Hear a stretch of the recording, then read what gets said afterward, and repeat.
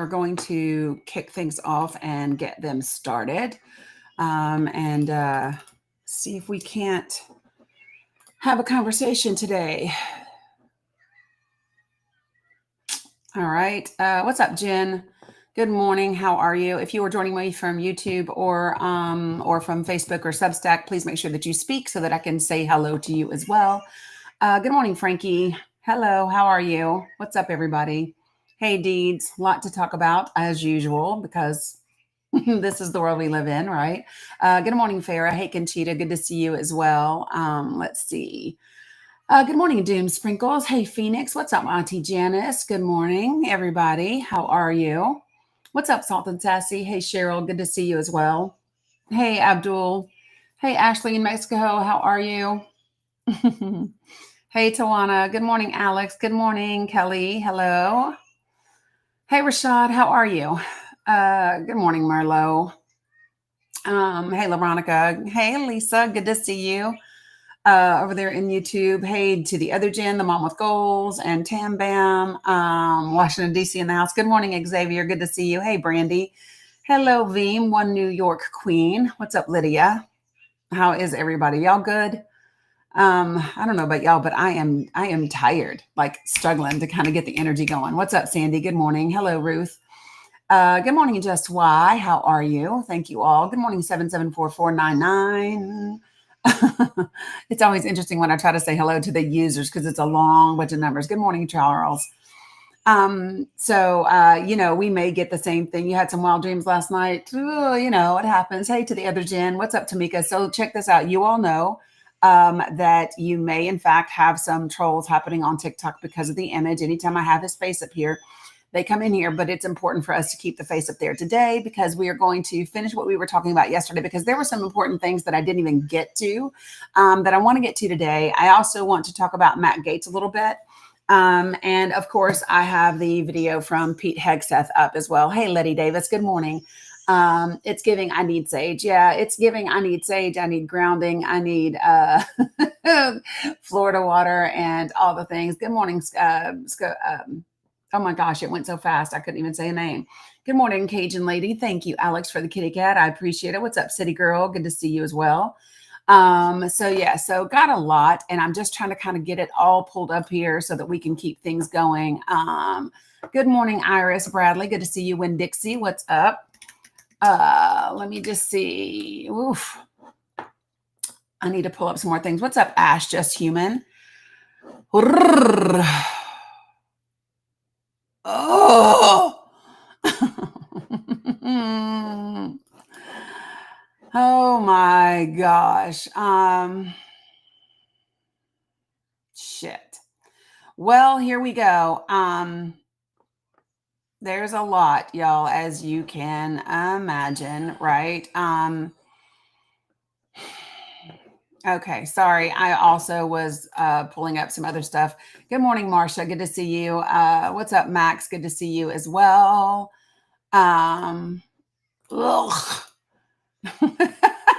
Sorry, you guys. This is my reaction to some of the news and some of the things that we have to talk about. So I know that was not very oh, that's so great to see this morning.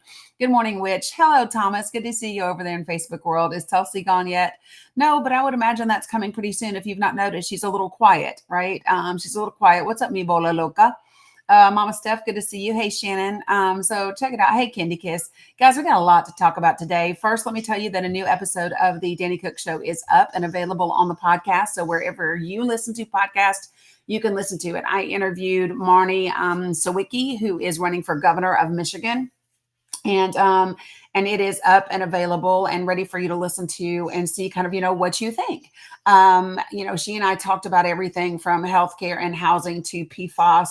And in the environment, we also talked about veterans and infrastructure, and we talked about governmental transparency. So those are all the things that we kind of touched on and had a conversation about. What's up, Amy? Good to see you. Hey, Carrie. So that is up and available for you. And so the other thing that I'm doing is I'm posting. Oh, thanks, Mom with Goals. I'm also, hey Zoe, I'm also putting out some little clips of that and like little digestible, like 5 to 6 minute clips And so I put one of those up on Facebook already that is specifically our conversation around housing. So that is up and available as well. Good morning, Alice and Angel at KT House. Good morning, Cheryl, the other Cheryl. So there is a lot to talk about it. Yes, the Supreme Court released some decisions today. Good morning, Tracy. Pete Hegseth has had a press conference, if that's what you call it. I have a hard time referring to these things in their proper terms.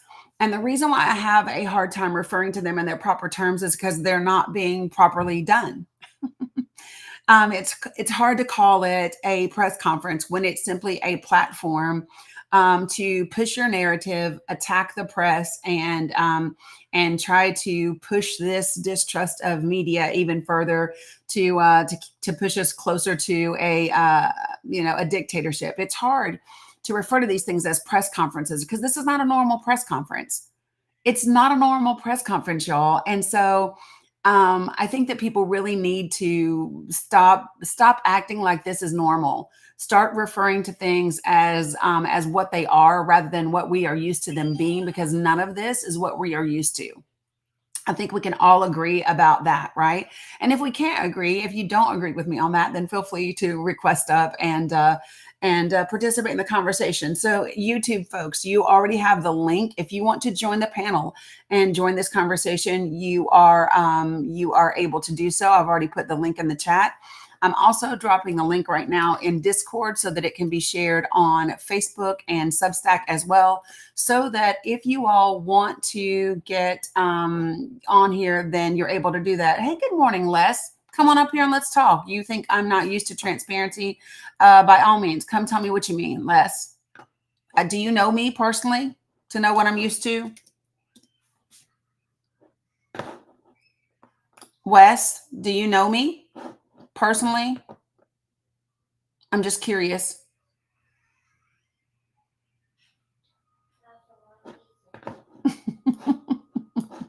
It's always interesting when people go in as something you're not used to, as if they know me as an individual. And most of the time, thank you, Amy, they don't know me. Again, Les, join. Like, come on, let's have a conversation. Or are you a real person? Because I see 43 followers and 25 following. So I've given you an invitation to the panel. All right. So let me just say this. When I go ahead, yeah, definitely Auntie Janice. So good morning, Anna. Good morning, Mel. So let me share a couple of things with you all. If you are new to my lives, please do me a favor and put a 1 in the comments. If you are new, 1 in the comments, please. I just want to give you a little bit of an overview as to how I do things here before I bring up my first guest. Okay. Yeah, Candy Kiss, we know better. Great. Love to see you. It's not your business. Alex, whatever, man. Don, whatever, man. Hey, Astrid, good to see you. So folks that are new, welcome. Glad to see you. Let me tell you kind of how I do this space in case you are used to something different that is more your speed. All right. So I only ask for 4 things in this space. No, Candy Kiss. I ask for 4 things in this space. I ask for you to be respectful. If you are not respectful, I may in fact match your energy. So if you are not respectful and I match your energy, don't whine and cry about it because I don't want to hear it. Don't call me mean if you are not respectful and I meet you where you are at. Okay, that's number 1. Number 2, don't use slurs of any kind. I don't care what side of the aisle you think you are on. If you use slurs, you will be muted and booted from my live. That's number 2. Number 3, don't spam my comments. Say what you want to say once or twice. And then, figure out a different way to say it. Don't say the same thing 6 and 7 times, right? And then the 4th is very simple, which is don't type in all caps, because all caps are reserved for my moderators and my folks that are vision impaired. So those are 4 really easy guidelines that everybody should be able to follow because we are all adults, right? If you cannot follow those, feel free to depart now, right? If you like the thing where people scream and call each other names or have gotcha moments or they are degrading, I'm not the place for you. And that's cool, right? It's okay. I'm not for everybody. I want to have productive, meaningful conversations. I love it when they are fact-based. What's up, Dirty Bad Bloggers? Hey, Macaroni, tell Sue I said hello. And so that's what I like to do. Hopefully that's what you like to do as well. So let me go ahead and I'm going to bring up my first guest on the panel. Good morning, Real American News. What you got for me this morning? morning. I just wanted to know your opinion on if you believe that it was unconstitutional for us to boom Iran's program. I think that so I think the reason he does a lot of these things is because there's some ambiguity around things. The long and short of it is, according to the War Powers Act, he can strike somewhere as long as he gives Congress notice within 48 hours. And there's supposed to be 3 conditions under which he's allowed to do that. And that's where I think, Congress has some room to say, hey, listen, none of these 3 things existed. So what you did, you didn't have the right or the power to do. So on the one hand, yes. And on the other hand, no. Right. And Congress actually had a very big problem when Obama was in office with the same thing, but it turns out that it was all constitutional. You have to be specific. Yeah, give me 1 second, actually, and I'll pull up the article. Awesome.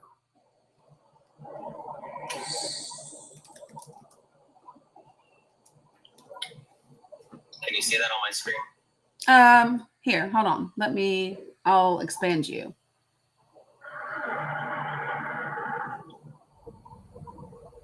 It's kind of cut off. I see that it's a Yahoo News article. Yeah, and it's titled, "Here's How Obama Dropped More Than 26,000 Bombs on Countries Without Congressional Approval in 2016. Gotcha. Okay. Yeah. And so I guess here's my question, right? I guess the question that I have, I got you, Sandy. I saw you. I guess the question that I have is, how is that relevant right now? Well, because, and again, I'm not going to sit here and say that you think this way, because you did a very good job of saying that you shouldn't be assumed one way or the other. But I do live debates, and I would say a majority of your party believes that it was an unconstitutional act, and it just was not. Okay, so I guess my first thing is, when you say my party, what party is it that you believe I belong to? Well, I don't believe you belong to a party. I would assume, which I shouldn't have done, you're right. Who did you vote for in the last election? I voted for Kamala Harris. Do you want to ask me why? Well, no, that would just bring my point to that. Yeah, you align yourself with that party. No, that would mean that I voted for that candidate. Have you ever voted for a Republican president candidate? I sure have. Which one? I voted for Bush Jr. Oh, really? Yeah, really. Hey, MG Brock. What's up, Blue Honeypot? Yeah, really. Well, that's good.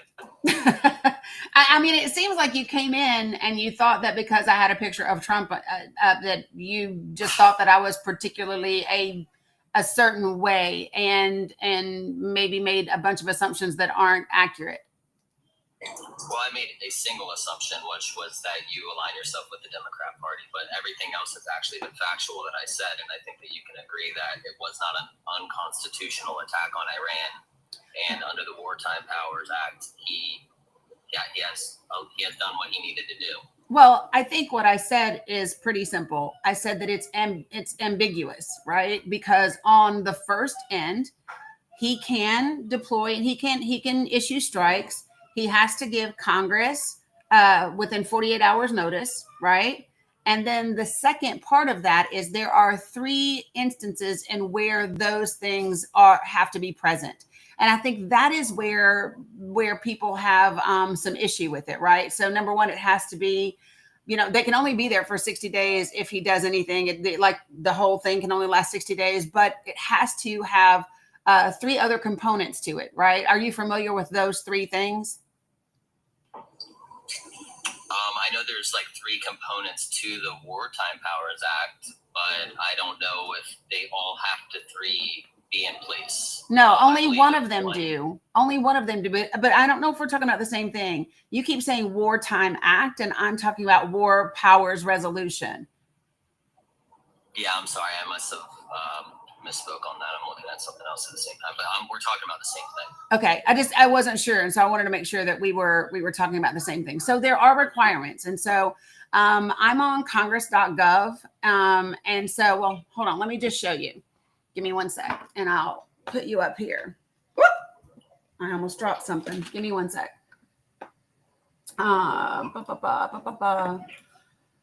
Okay, so are you driving, Real America? No, I'm in the passenger seat. I mean, Okay. As long as you're not driving, I'm fine with that. No, I'm in a passenger seat. Okay, cool. All right. So, here we go. All right. So as you can see, I'm on Congress.gov, right? And so when you go to the War Powers Resolution and you get down here to the section that talks about the requirements, right? And this is section 4. It requires you to submit a report within 48 hours of deploying them, right? Or issuing whatever, or the authorized use. See what it does sometimes. Don't you hate that? There it goes. So, right. So this part right here where it says, or the authorized use of force. And specifically, the president must report to the Speaker of the House of Representatives and to the president pro tempore of the Senate. And then there are, wait a minute. Hold on. Let me see if I'm doing the right one. Yeah, and just to clarify, the viewers and stuff, because again, I had a debate with a few people that did not know this, but it sounds like you do, that it does not have to be that we notify Congress 48 hours before we do that. It says within 48 hours. Yeah, so we can do it, and then within 48 hours, let Congress know we did. Yeah, absolutely, which is, kind of what we said. But there are 3 things, and why I was looking at the wrong one, purpose and policy, reporting requirement. Let me just look. Okay, so let me see. This is the time, the circumstances necessitating. Oh my gosh. Why can't I find what I want? Yeah, Zoe, I know I already told you guys. Like I said, I think he's used to talking to maybe different types of folks. And just isn't aware that these are things that we've already covered. Hold on. Required circumstances. Speaking on the 100, over 100 Democrats that tried to impeach him over it, saying it was unconstitutional. That's what I'm speaking on. Well, no, you said you were addressing the viewers. And so what I'm saying is that we already said that in here. Yeah, in the event that your viewers were misinformed before they got in here and did not hear that, I just wanted them to know. Yeah. Right. Well, okay. So,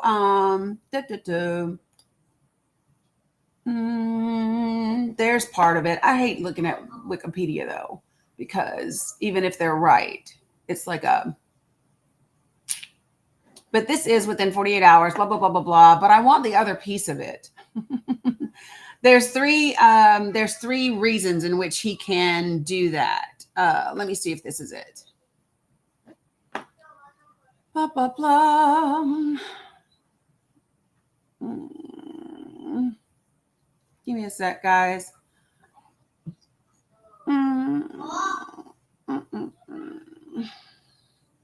I don't want your opinion. Here it is. Ha ha ha. Found it.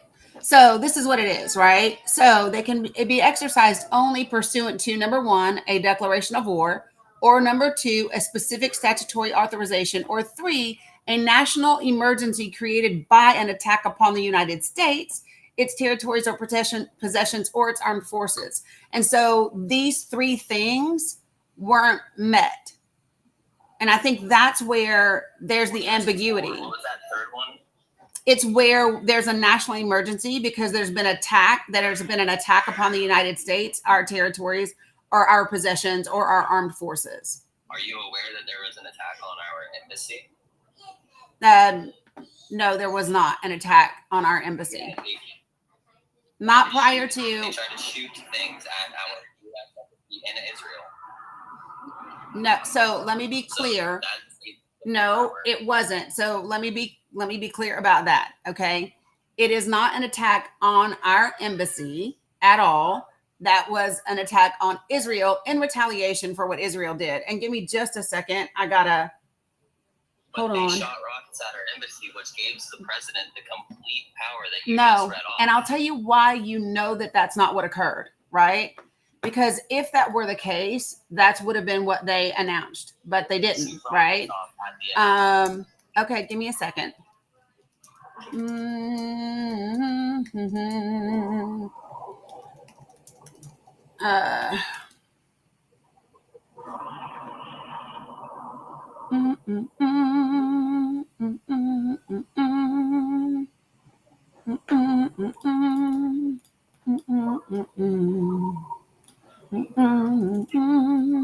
Sorry, you guys. Give me a second. I'm just looking up something.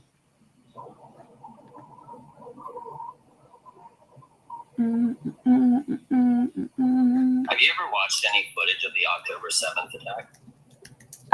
Yeah, I'm actually a veteran, so I'm very familiar with all of these things. I'm not sure what that has to do, but I'm not sure what that has to do with this conversation, though, because that's Palestine, right? I was just while you're researching, I was asking you a different question. Gotcha. It's pretty related. Share with me how, if we're talking about Iran and Israel, can you share with me how Palestine or Hamas is related? Yeah, I would love to. Iran has been proven to fund Hamas through their government. Okay, but no, they fund the Houthis. So that's why. They fund the Houthis. And Hamas. They fund Houthis, but again, not relevant. And we don't want to get into the conversation of fundings, because then we have to talk about who Israel funds, and then we have to talk about who the United States funds. And those aren't things that we're going to do, right? Because we don't attack people based on, we don't attack people, and we don't fire people based on who they fund. That's not what we do.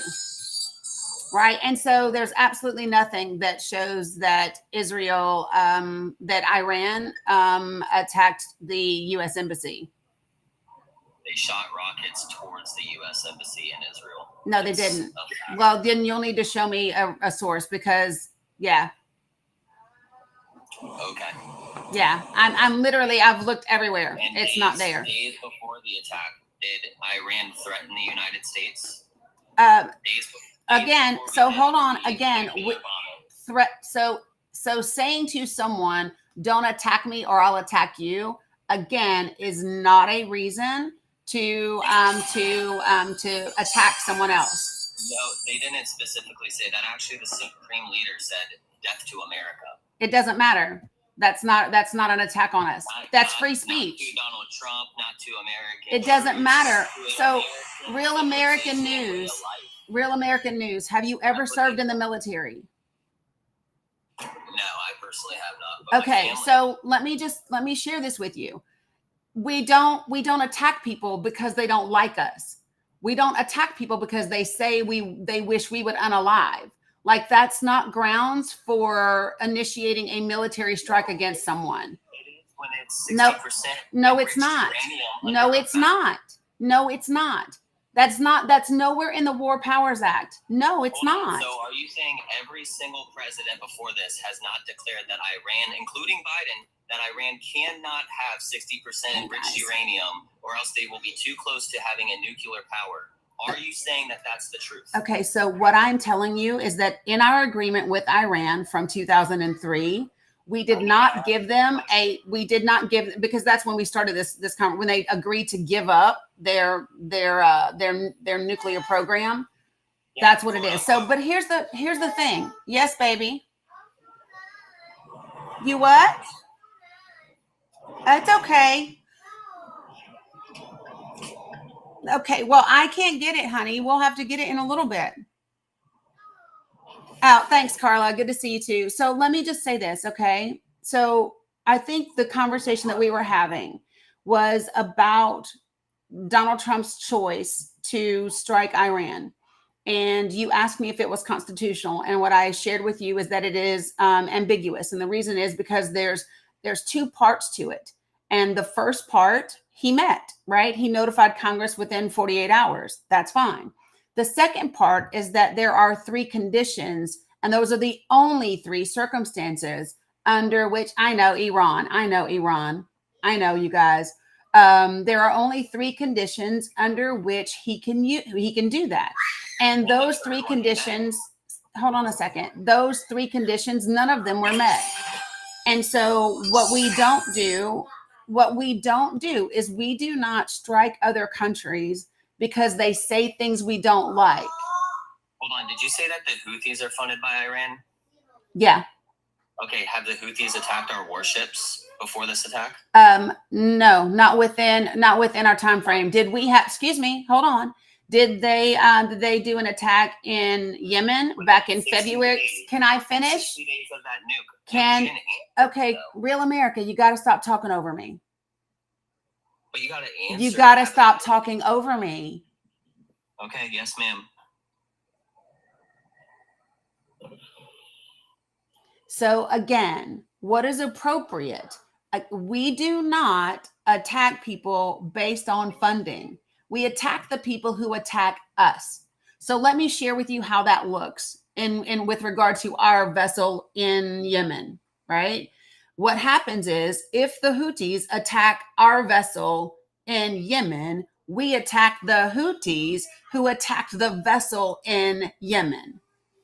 Which is the dumbest thing to do instead of going to who is funding the proxy group. Well, that's the legal thing to do. And so since we go by like the Constitution and the laws, then that's what we have to do. What was that third provision? I already told you. Exactly. But if you right, but if that was the case, right? He cannot do that at the end of June when it happened in February. He can't do it 4 months later. I know what you're saying and I know your point. I'm going to ask you a specific question. Did the Houthis attack our warships in less than 60 days before we dropped that nuke? Or I'm sorry, it doesn't matter. It doesn't matter because the Houthis are not. No, it doesn't. And I'm going to say it one more time. Okay? And I'm going to say it one more time. The people on 9/11, they were funded. That didn't matter? So I'm going to be very clear and I'm going to say it again. Okay? Okay. Iran, let me say it the right way. Iran did not attack the United States or any of our embassies or any of our possessions or any of our territories. Iran did not do that. And that's what matters. You know why, right? It's like this. It's like this. Iran does not want it from us. They don't want this business, right? So they're going to pay the little dudes. Here you go. Here's some money. Just like in a gang, when you pay, when you get these young kids to do the crime for you, you should go after the actual members, the people that are causing these children to go in there and influencing them and giving them money to go do the selling and all that stuff. Like, wouldn't you agree that even in police work, that they try to go to the very beginning of where it happens? It just depends. Not always. No, they don't. Every single time. No, they don't. Not every single time. No, they don't. They go for the bigger fish. That's what they're going No, they don't. So if that was the case, there would be our prisons would be full of a totally different group of people. Right. So no, they don't. So again, none of those things. Don't snitch. That's so again, it's a false equivalency and it does not meet the legal requirement for what he did. It does. No, it doesn't. It does not. Iran did not attack us. Let me ask you this. Why did over 100 Democrats vote against impeaching him over this? I do not. Listen, I'm not Miss Cleo. I am not psychic. I am not psychic. I don't know what Democrats chose to do, right? I'm not psychic. I am not in the minds of 100 and some odd Democrats. What I do know how to do, right, is look at the law and say, hey, were these things met? And they were not met, right? So the reason why this is difficult, and this is what I shared with you at the very beginning, is that it is a gray area. It is ambiguous, because when you have one part of the requirement that is met, and then you have the second part that is not met, it becomes a legal matter. And then you have to pick and choose what you want to do and what you don't. You're just interpreting it. No, I'm just reading it. Yeah.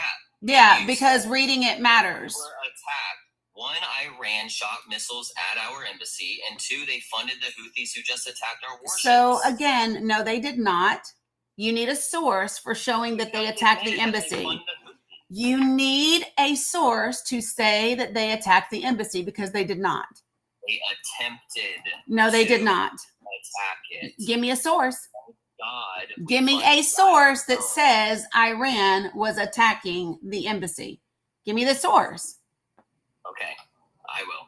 Okay, do that.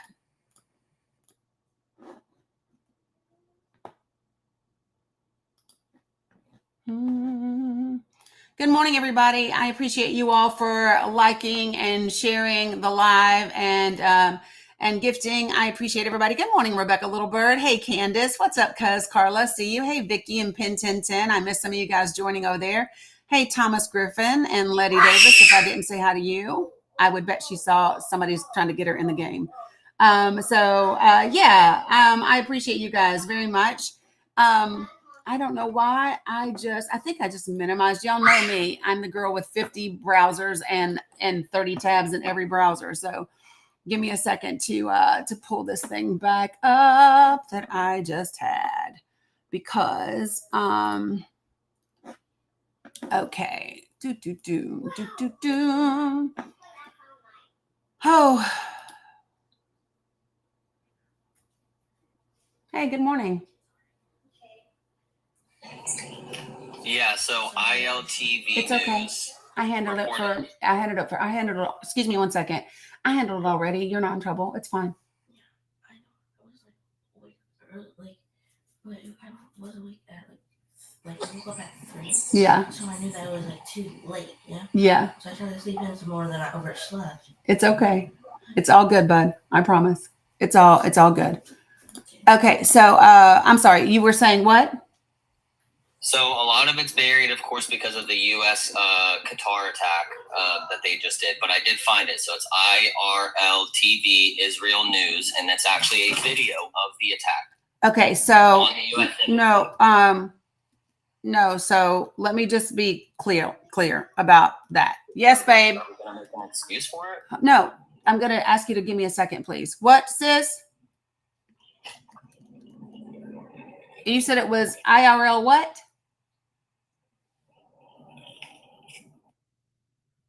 He has to go look again. ILTV Israel News. But is it all one word, or is there dots in there, or what is it? No, it's spaced out, like you would say ILTV space Israel space news.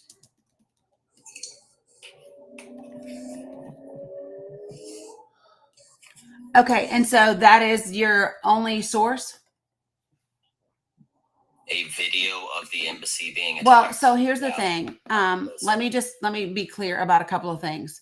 This is something, so I don't go off of things that are on YouTube at all. And the other thing that I don't do is I don't ever rely on one source. So, I mean, you should know this, right? Because you run Real American News. One of the things that I do in order to ensure that the information that I give out is I find at least 3 credible sources that are linked to actual reports and things like that, especially with the introduction to AI and deep fakes. I'm not sure if you've ever seen, there's a great documentary on HBO called After Truth, and it's the cost of misinformation and fake news. And in that documentary, they talk about the use of deep fakes and videos that look real, that are specifically being used in politics. So I don't go off of just one thing. And so that's why there has to be 3 credible sources where all of the information can be verified. Yeah, I mean, you're just basically saying I'm not going to take that. No, what I'm basically Even saying is I that, told so you, here's and I what I'm found it, basically and saying. Let me be clear. Here's what I'm saying, because I'm not basically saying anything. Here's what I am definitively saying. I do not believe just any random report from any one place.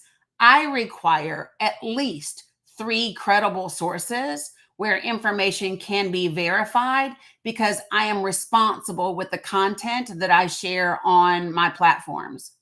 So that's what I'm saying, so that we're clear.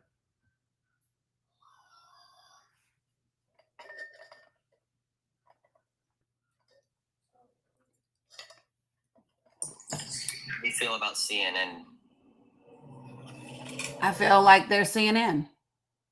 Is that credible enough?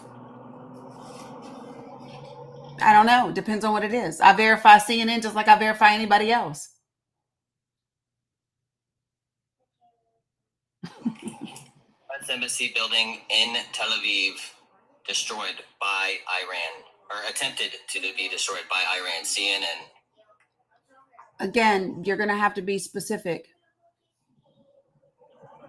You're just not accepting information that dismantles what I'm not accepting is half-ass information that is not credible. So I told you, I gave you a video, and Thanks, I gave you Tintin. another source that typically falls in line with what you agree with. And none of I that don't is know good what you enough. think. Again, you don't know me. Real And America you read off- News. and you read Excuse off me the 1 second, stipulation. please. Excuse me. And he meant Excuse them. me 1 second. Okay. So you don't know me to know what I normally believe, to know what aligns with me. And I think we've already addressed that from the beginning of this conversation. So what would be great is if you stopped making assumptions and having an argument based on parties and being divisive. Right? Because you don't know me to know what I believe and what I normally agree with. You don't know. How long have we been in this conversation? You can see it on your end. I can't. No, I can't see it on my end. You can't see how long you've been in a conversation with your guest? Nope, I can't. Oh, well, it's in your settings. You can actually add that, but yeah, I don't really care. It doesn't matter to me. Yeah, I typically do time limits. Yeah, I don't, because so here's the thing for me. If the conversation is engaging, if the conversation is beneficial to people or the guest or whatever, right, then I don't really care how long the conversation is, because I'm not debating people and I'm not trying to have gotcha moments. So it doesn't matter, so that's kind of the way that I handle things. Yeah. So you said you were in the military, correct? Like you're a veteran? Yeah. Well, first of all, thank you. But I wanted to ask you this question. Since you were in the military, I'm sure you're aware of it. Are you aware of the drone strikes that unalived Americans under the Obama administration, that we sent, U.S. drone strikes that Obama sent out that unalived Americans without congressional approval? Again, Real American News. I'm not interested in discussing Barack Obama. He's not the current administration, and we have big things that we need to be talking about that impact the lives of Americans today. And so that's what we're talking about. You are aware that he unalived Americans. So here's what I'm going to share with you again. Okay. I don't know why you keep bringing up Barack Obama. We've had presidents since him and presidents before him, but I'm going to say this to you again. I am talking about the current administration. I'm talking about the current policies, and I'm talking about the current Congress as to the information that actually is going to impact Americans today, because that's the thing that is the most relevant. Because we have serious things that are happening in the country right now. Fair enough. I just find it hypocritical. What have I said that's hypocritical exactly? Did you vote for Barack Obama both times? Real American News. I just asked you, what have I said that's hypocritical? Can you name for me one thing that I've said that's hypocritical? Yeah, the last person that you voted for that was a Republican was Bush Jr. So no, that means that you voted. I didn't say to you. So let me just tell you this. Let me be very clear. I did not say the last person I voted for. You asked me, have I ever voted for one? And who I vote for is who I vote for. What I'm asking you is, what have I said that is specifically hypocritical with regard to Barack Obama? Because both times that you brought him up, I've addressed what I've addressed. So, like, okay. Yeah. So, yeah, no, what I'm saying is I know I'm sure out of the conversation that I've had with you, and I already asked you this question, but now we're going to pivot and say you didn't when I... Well, you're the one pivoting because you're the one who brought up Barack Obama. No, I'm making a point of your... What's your point? Did you vote for Barack Obama both times? What is your point about Barack Obama? If you did, and then you have a problem with what's going on today, it is hypocritical. No, it wouldn't necessarily be, even though that's not the topic of the conversation, right? That's definitely not the conversation. So here's the thing. You can vote for people and disagree with certain things that they do, right? There's not going to be ever a single president ever that will do everything that you believe that they should do, nor is there going to be a president that does everything right. And if you are someone who believes that your president, whoever that is doing everything right, that is not patriotism. Because a patriot will look and be able to hold anybody accountable, regardless of their party or regardless of the person. I'm just going to tell you, international security, national security, and the running of the government is too complex of an issue for everyone to get every single issue right. It's not possible. I don't care who you are. And so you have to determine, like, what are going to be the issues that are most important to you. So, like, for me, I have issues that just are, they're deal breakers for me, right? And so I base how I vote on those things. What are the absolute deal breakers for me when it comes to a candidate? What does that look like for me? How does that show up? And then that is how I vote. Yeah, I mean, that was well said. What are those deal breakers? Well, they're my personal deal breakers. Yeah, I was just curious, like, as far as I have deal breakers too. I mean, obviously, that's... Yeah. typically how people politically vote, but I was just asking, what are your deal breakers at the polling booth? Yeah, well, they differ from one year to the next because we are a different country. I mean, not really. There's only a two-party system here. No, but we are a different country every year. The things that we were facing last year are different. The things that we were facing in 2022 are different than what we are currently facing. Right. So with the issues that the country is currently facing, right, I have certain things that just have to be exactly what they are. So, like, I don't do voting like some people do dating, right? Some people have dating deal breakers, right? So, like, if you smoke, it's a deal breaker, right? If you don't make six figures, it's a deal breaker. So, like, that's fine for dating, right? But when it comes to the actual country and the health and well-being of, 300 and some odd million people, you have to be current with what we're actually facing and have deal breakers that are up to date. Yeah, what has extremely changed in the two-party system since 2000? Well, I mean, there's been a lot that's happened in the last, oh my Lord, in the last 25 years. I mean, are you 25 years old? Yeah, I'm 30. You're 30? Okay. So if you're 30, that means you've been old enough to vote for about 12 years. Yeah, give it 14, I think, right? Well, no, not if you're 30. You can't vote at 16. Yeah, my bad. Yeah, right. So about 12 years. And so I can tell you that we've had a lot of changes in the last 12 years. And I would hope that you would see that. So, I mean, the Republican Party today is very different than the Republican Party 12 years ago. It's one of the reasons why, even if I support some policies that belong to some Republicans, I can't vote that way right now because the party itself is no longer putting the country first. The party has... I'm asking you what has changed. Hey, facts. I just told you the Republican Party has changed. The Republican Party has now become the Tea Party. What policies have they changed? I literally just said it to you.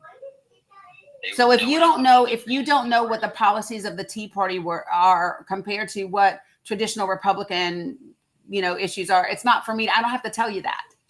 Are you referring to like taxation without representation? Are you referring to? Hey, facts people. Thank you guys for joining. I appreciate it. I just told you what I'm referring to. Do you have another point? Hey, Steve, appreciate you. No, I asked you for a policy and you said, well, it's No, changed. I just told you. What policy? You said Green Tea Party. That's a completely separate party. No, what I just said to you is that the Republican Party, as it was traditionally, no longer exists. It has been overtaken by the Tea Party. It has been overtaken by the Tea Party. Yep. And I just told you the Republican Party as a whole no longer, yeah, he said green tea. But the Republican Party as a whole no longer puts the country over the party. And so for me, that's an issue. So when the administration is in the Tea Party. Again, I just said what I said. So it's not happening. It's just your thoughts. No, it is happening. You asked me for my opinion, so I gave it to you. You don't have to like my opinion, but you specifically asked for my deal breakers, which would be my opinion, which would be my thoughts. So don't say, oh, these are just your thoughts. Yeah. When you specifically ask for my thoughts, like, do you have another, hold on one second, please. Do you have another question or statement that is specifically around how we are in the situations that we are in currently, whether it comes to Israel and Iran, whether it comes to the big barbaric bill, like actual things? Because you're very, very interested in me as a person, but everybody else is here to learn about the issues that are here. And not me as a person. So I don't really like to talk about me. I like to talk about the issues and what's going on with the world and the country. So Sure. So why do you think that immigration is so far down now at the border? Why do you think releases and things like that are astronomically down right now? I think that we are continuing a trend that was happening under the Biden administration. If you look between the spring of 2024, between the spring of 2024 up and through the election, we were already decreasing numbers. Annie, don't be disingenuous. I'm not. I'm giving you a fact. Would you like for me to pull up the numbers, Real American? So you're saying he waited until an election year? Would you like for me to tell you? Yeah, what was going on before that? I will tell you exactly what was going on. You ready? Yeah. So here's what happened. What was going on before that was something called Title 8 and Title 42. Title 42 was a health mandate that was issued during C-19 that dramatically changed the way that we allowed anybody to come over and request immigration. Title 8 is our traditional immigration law, right? And here's the thing that's interesting about the numbers is encounters do not mean admissions. So sometimes what people mistake is low numbers meaning better immigration law, but it doesn't always. And an example of that is when Donald Trump took office, and in 2017, his immigration numbers were around like 300, 400,000, right? Encounters at the southern border. And then his second year in office in 2018, his numbers were around 500 and some odd thousand encounters. So his numbers were going up. And then by 2019, his number of encounters were over 1.1 million.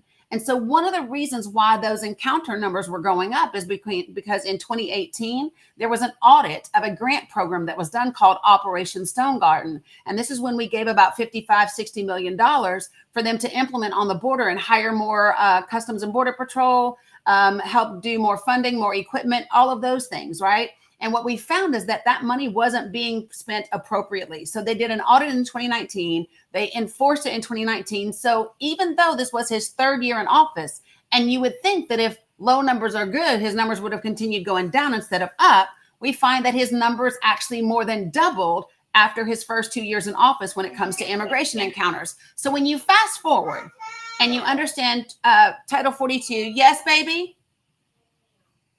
What do you need? That was completely disingenuous. No, those are completely facts, and I will show them to you. You can't say. And I will show them to you. And I will show them to you because I actually know what I'm talking about. Don't talk over me. I'm coming. So did you just hear what I said? Appreciate it. Give me 1 second. So can I get Jen or, excuse me, I'm still talking. Stacy D, can you do me a favor and give me a quick break while I go help Mila first for a moment? I'll be right back, you guys. Good morning, everyone. Well, I guess it's good afternoon now. It's 12:04. I hope everyone in the live is enjoying Dani's. I lost you.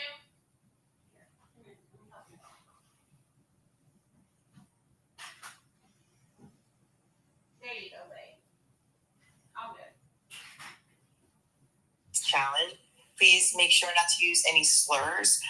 We don't tolerate that. You will be muted or booted. And please like and share the live. I think I'm forgetting something. It's okay. No worries. And I think she's coming back. Oh, I think he left. Look at that. Oh, yeah, he probably did. He couldn't handle the truth. Yeah, he just left. He couldn't handle the truth. But keep going, because it's great information, Dani, and everybody in this live, 29 people in this live really need this information. If you are new here, please make sure that you check out her link tree, or as we like to call the link for us, is a plethora of information, or even consider being a subscriber. So Dani brings the heat, she brings the fire, and she always brings the facts. So stick around, you might learn something. Appreciate you, sis. Thank you very, very much. Welcome. All right. So what I'm going to finish talking about, if you want to actually know a little bit more about Operation Stone Garden and the fact that we did, in fact, implement more Border Patrol agents and all of those things in 2018. And that is one of the reasons why our numbers went up in 2019.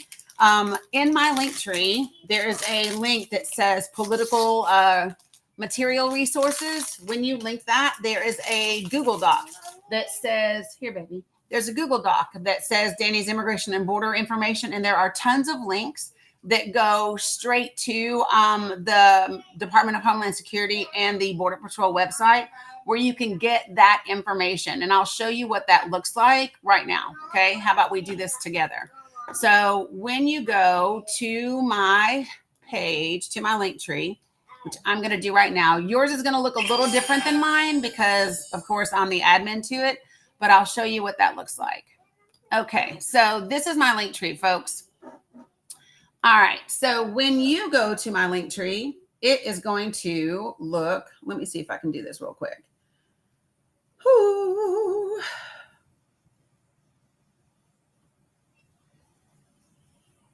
While you expand, I haven't expanded a guest. Dear Lord. Okay. All right. We're back. All right. So here we go. So this is what my link tree looks like. See this this right here? This is what it looks like when you go in. And so when you go right here where it says political resources materials, right? You're going to click that. When you click it, it opens up a Google Drive. And there's docs and Medicaid docs and all of that. But if you go right here to Dani's Immigration and Border Patrol information, right? You're going to go here and it's going to talk to you about Title 8, our asylum law. The other part of Title 8 that tells you that immigrants don't get federal public benefits, and it tells you what they can get with regard to states. I've also outlined for you Title 42, which is what was implemented during C-19 by the Trump administration. I'll talk to you about our regular immigration law, right, that was enacted in 1952 that needs to be updated. This is a crime rate study where you will, it's a DOJ crime rate study, by the way, where you will find out that that the crime rate, the violent crime rate for unauthorized immigrants is around 0.0029%. This is another one of those studies by the Brennan Center. This is also about crime statistics from Customs and Border Patrol. This is the population data where you will find out that of the approximate 11 million undocumented immigrants that we had in 2022, which is now estimated to be around 13 million, about 8.8 million of them arrived prior to 2010. This is about the immigration cases that were left under Donald Trump for Joe Biden when he took office because they were backlogged. This is where you will find out who carries this stuff into the country. Hint, 88% of the time, it's a U.S. citizen. And this is about how they do pay taxes. This is about the performance plan changes and why we lost 45 judges under the Trump administration the first go round.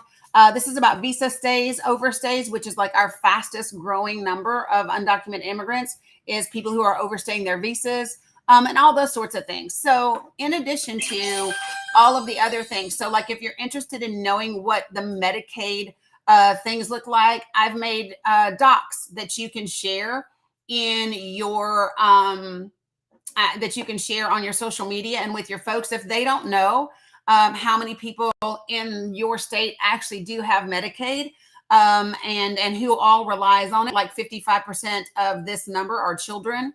Almost 20% live in rural areas in Georgia, right? 72% of nursing home residents in Georgia require Medicaid. This is a great document so that people understand this big barbaric bill would dramatically hurt these people, right? So another thing that I'm putting in here, and I think it's already in here once, but I'll show it to you again. Give me 1 second, is CAP.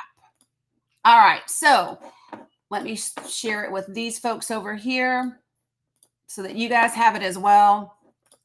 All right, so when we talk about what's going to happen, and this is the House bill, the Senate bill is even worse. But if you have people that don't know and don't understand exactly what will happen, these are the estimates of the people that will lose Medicaid insurance by 2034 under this bill, the number of people that will lose some or all of their SNAP benefits, and the number of people that will lose jobs. So like in the very red state of South Carolina, 230,000 people will lose their Medicaid insurance if this bill passes. 143,000 people will lose some or all of their SNAP benefits in South Carolina. And over 32,000 people are at risk of losing their jobs because of the clean energy tax credits. So you can actually go through here, find your state to get those numbers. They've also broken it down for you by district in your state. So all of this is really good information when you are talking to your representatives and you are saying, hey, listen, I want you to vote no on this thing because it's going to hurt our people. It hasn't passed yet. The Senate is on pace to vote on Friday. Okay. So, which is tomorrow. Hey, Sterling, you're welcome. So I'm just telling, hey, Monica, good to see you as well. So let me just tell you all, this is why I'm never concerned when folks like Real American News, the person that was just on my panel, joins me. I'm never concerned because we're going to talk about facts. We're not going to get distracted. We're not going to do hypotheticals. You're not going to trigger me by bringing up Barack Obama, which is hilarious to me. Whenever it's a brown person talking about politics, they always bring up Obama. Always, always, always. It's hilarious. So all of these things are in my link tree, folks. So if you want this information, all you have to do is go to my profile, whether you are on YouTube, Facebook, or TikTok. And in my link tree, you will see links to all of this information. If you're specifically wanting the Medicaid CAP site that I was just showing you, you just need to go down to, there's a little collection of links where it says, hold on, it's going to take it a second to load because there is a lot in here. I won't even lie and tell you it's not. There is a lot in here. So, but there is one that says Medicaid facts and resources, right? The very first link that's in there is the devastating harms of the House Republican bill. That is the one that I just showed you.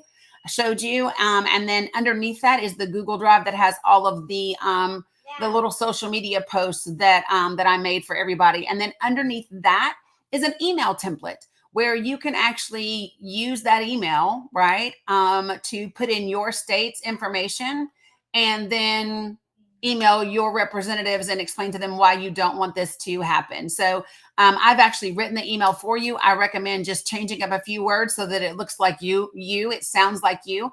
And everywhere that there is a yellow highlight, you just put in your information. Okay. Would it be helpful if I showed you all what that looks like as well? Let me do that really quickly. Okay. All right. So let me show you. So this is something that you can also do. So see right here where it says Medicaid facts and resources. This is a collection. There's 5 links in the collection. The very first one is the CAP website that I just showed you. The second one is the Google Drive for all the Medicaid resources.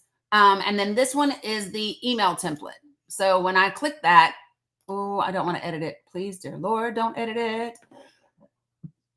I almost jacked my own self up. Hold on, y'all. Because I'm in the edited place, and I'm like, oh dear Lord, I don't want to do that. So all I'm going to do is copy this link and paste it so that I don't jack myself up. And then this is what the email template looks like. So if you go to this link right here, you will find all of your state's information. So you can put your state senator's name here, right? You're asking them to vote no, and you're telling them who it's going to hurt. You're going to put your state's name here. That's what it says. And then you can get your information right from here, and you're going to plug it in right here. And then all you're going to do is put your state again. You're going to put the number of adults on Medicaid that are working, right? Which is going to be the majority of people. And then at the very bottom, you're going to tell you how many, you're going to put in how many births, what percentage of births are covered by Medicaid in your state. And then you're going to put your name. And this is it. You can now do this and happen and be able to very quickly edit it, put your state's information in. If you're wondering what this looks like, I'll show you. So this is the place where you're going to get that documentation. So you can get it for the whole state, or you just go and then click your state. So like if you're in Kentucky, boom. Now here's all your state's information. All the information that I have for you to put in that email is in here, here, and here. Those three boxes, these two on top and this one right here. Okay. So I do my best to give you tools and resources so that you can do something. I know a lot of people feel like they're powerless to what's going on, but you're not, right? You're not powerless. And the more of us that contact our legislators and our representatives, the better we are. And let me tell you, even if your folks are Republicans, you have to talk to them, because the more Republicans understand that their constituents don't support these things, the better chance we have that they will stand up to this administration and not support the things that are going to hurt the people. And so this is how we make that happen. Okay. This is just one of the ways that we make that happen. No, you do not need to subscribe to see my link tree. So Chally, I hope I'm saying your name right. My link tree is in my profile, free and available to everybody. There's nothing hidden in the link tree. I also do free workshops for people. I just did one, 2 nights ago. And that free workshop, they always have like up to 100 people that can attend. And we did that one specifically around how to have influential conversations with the family and friends that we have in our lives where we're having a difficult time talking to them about politics and the issues and what's going on, right? But Moreno, listen, there's a way to speak his language, right? Even though he might be an ass, right? We still need to do that because Donald Trump's not going to be in office forever. And these people are going to be held accountable. Got it? So I don't charge for workshops and the free workshops that I do, and I don't charge for people to get access to the link tree. All those are things that are just done for free. I do have subscribers. And so when people do subscribe to me, I have two sides to my Discord. I have my Discord that's open and available for everybody. And then I have a subscriber side to my Discord. Subscribers, they also get to, like, we do book club readings together. We're behind, but we do book club readings together. Thanks for subscribing, Deuces Wild. But we also do movie nights together. We watch documentaries together. We just do other things on the subscriber side of thing. It's a much more intimate group of people. And things like that. So there are subscribers benefits that are different than just regular folks, but everybody still has access to the free workshops and to the link tree and to the free side of Discord, the non-subscriber side. So I hope that helps. Okay. If you're wanting to join my Discord, you go to my link tree and there's like a little robot controller looking thing, click that sucker or copy and paste the link to it. And that's how you get into the Discord.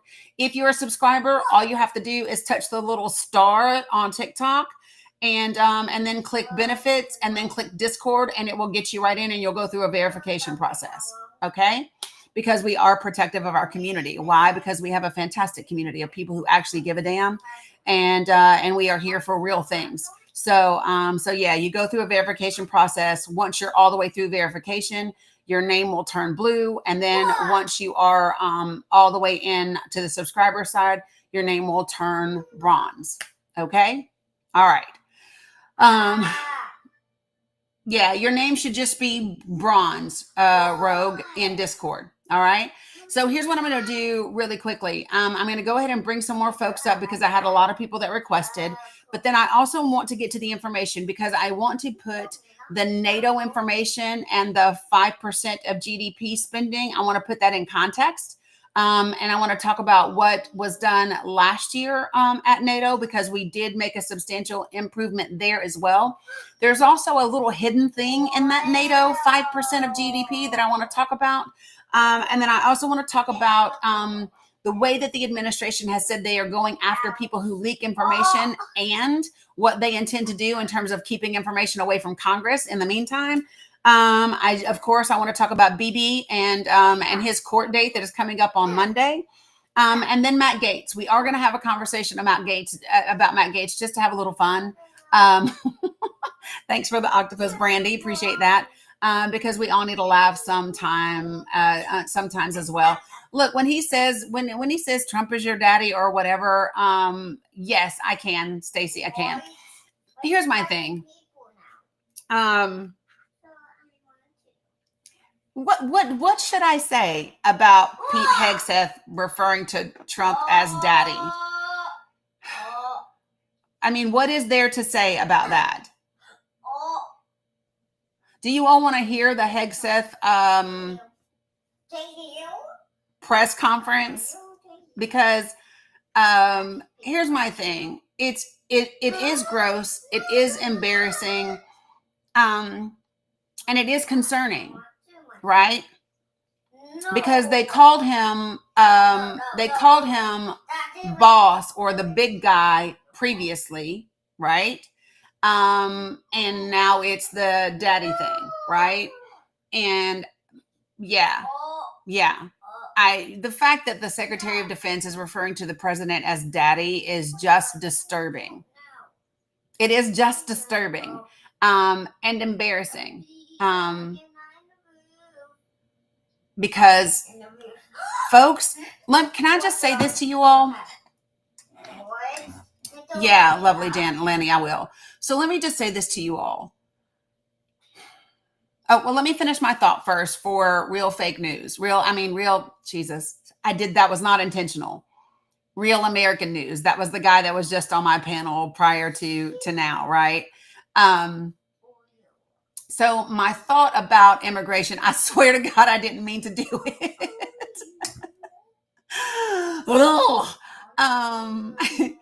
But here's the thing, right? So when we talk about immigration, I don't know if you all realize that that what Joe Biden began to do in virtually trying to shut down the border the last 7 or 8 months of the administration was illegal. It actually violated our immigration law.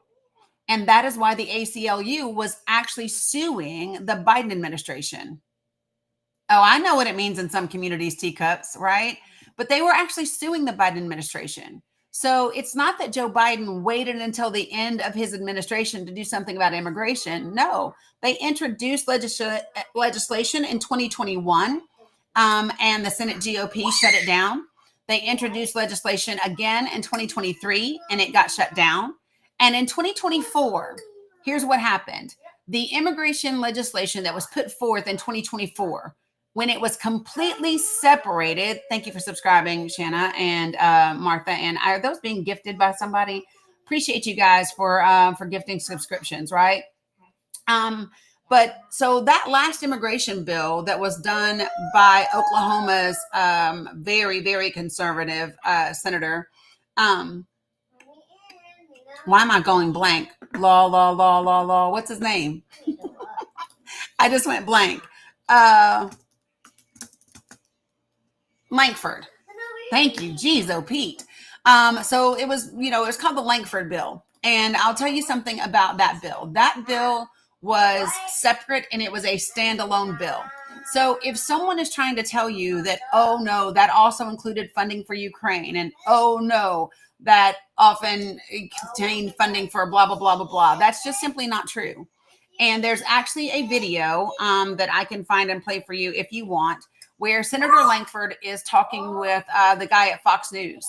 And they are talking about the fact that it was not Democrats that blocked this immigration bill, that it was actually the Senate GOP. And it was because Donald Trump asked them to, right? He actually says this out loud on national TV. And he says, listen, they got caught up in presidential politics. He said, the president said, not to fix immigration, that he would fix it once he got in. And that, right, Heather B.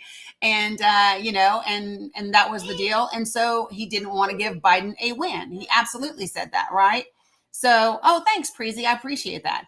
And so that is why it didn't happen, right? So give me 1 second. I need something to drink.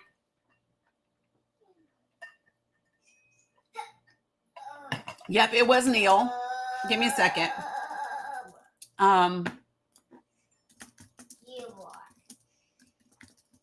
I'll get it for you. I have it, but I'm not on my laptop right now. But I still have it anyway. Okay. So let me see. 370 plus pages long. So give me a second. People would have had a chance to read this today. Okay, here we go. Listen. Senator James Langford on the thing that he helped craft to try to draw Republicans and Democrats together. He's gotten a lot of guff for it. Regardless, he joins us right now. Senator, great to have you. Thank you. Hey, just to be clear, I only helped write 280 of those 370 pages. The others were the appropriations part. That's fine. Well, it's good to know. But having looked at it, a lot of people who didn't have already torpedoed it, even before you released any pages of it. And many are in your own party. In fact, much of the criticism is coming from your own party, even within your own state. What do you think? It's been interesting. This has brought out a lot of Republicans that say this is not enough. They want a whole lot more. It's also brought up a lot of Democrats. As you know, there have been Senate Democrats and House Democrats that have also come out strongly opposed to it in the far progressive side as well. The focus of this bill from the very beginning is how do we fix asylum? How do we actually deal with the out of control use of parole authority that's literally giving work permits out to people as they cross the border? How do we actually fix what's happening right now? And then long term, we've got a 10-year delay until a consequence. How do we get that to days or weeks rather than years, and actually putting consequences down on? That's what this bill actually does. Did Donald Trump kill this for you? He said Republicans who even consider voting for this should be ashamed of themselves. What did you think of that? Obviously, he's got a campaign that he's running. He's focused in on trying to be elected to president. Again, my focus is a national security focus. I'm the ranking member on border management for Homeland Security. That's my main focus, is to get that. We have a wide open border, and we've got to find a way to be able to stop it. But we didn't have a wide open border. Risks that are coming across our southern border. So if there's anything that I can do to help shut down that border and to help secure the nation, that's what I'm going to focus in on. Senator, have you talked to the former president?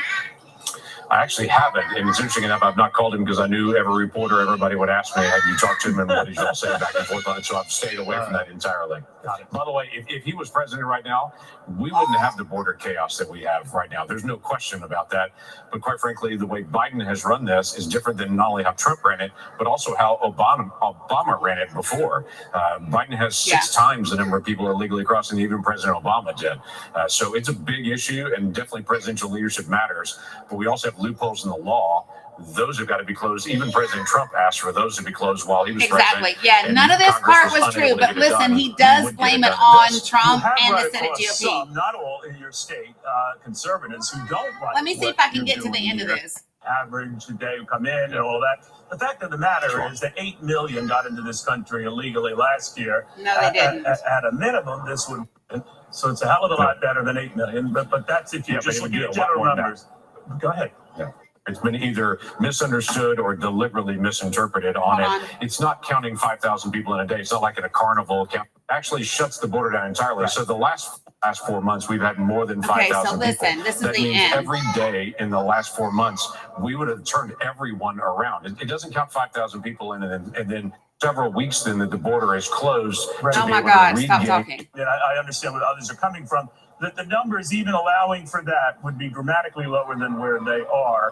I'm just wondering what the fallout would be, or if you tried to talk to some Republicans or against it, saying this isn't perfect, but the throngs coming in will still be throngs coming in if we do nothing. What do you hear on that?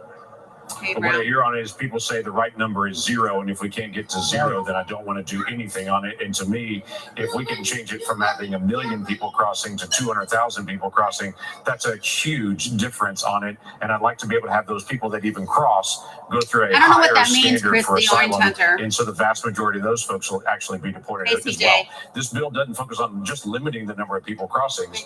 It dramatically increases the standard so that we identify people that don't qualify, which is the vast majority, and we deport them. Hold on tight, guys. We're almost there. That's the biggest change in this. The 5,000 number is an ancillary piece on the end as an emergency backup. The real focus is the change in the asylum law. This doesn't look like it's going to happen, Senator. We'll see in the days ahead. Everybody's flying back in today. They'll get a chance to be able to talk about it. Don't tell me that I played the wrong one. My hope is that we can actually talk about how we're going to amend it, how we're going to go through the process. Please tell me I did not just sit up here and play the wrong one. Oh, my Lord. Sorry. Thank you, babe. Y'all, what, baby? Yes, you have a cheese biscuit there, and then the other one is in the you know what I'm trying to tell you, in the freezer. So whichever one you want. This one's a cheese biscuit for you, babe. Yep. And then that one is the bacon, egg, and cheese if you want in the freezer. Okay.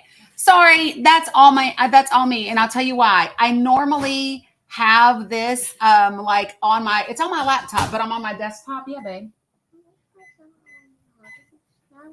Okay, can you give me just a second, sissy? You literally just ate like 3 slices of bacon and 3 eggs. Hold on, she's 4, but no, it means that you consider the administration incompetent. Okay, well, let's talk about that. Let's talk about that. Sorry, guys, give me 1 second. I will find it. Hold on. Lankford and Neil Trump border bill. Ha! Thank you. Holy jeez.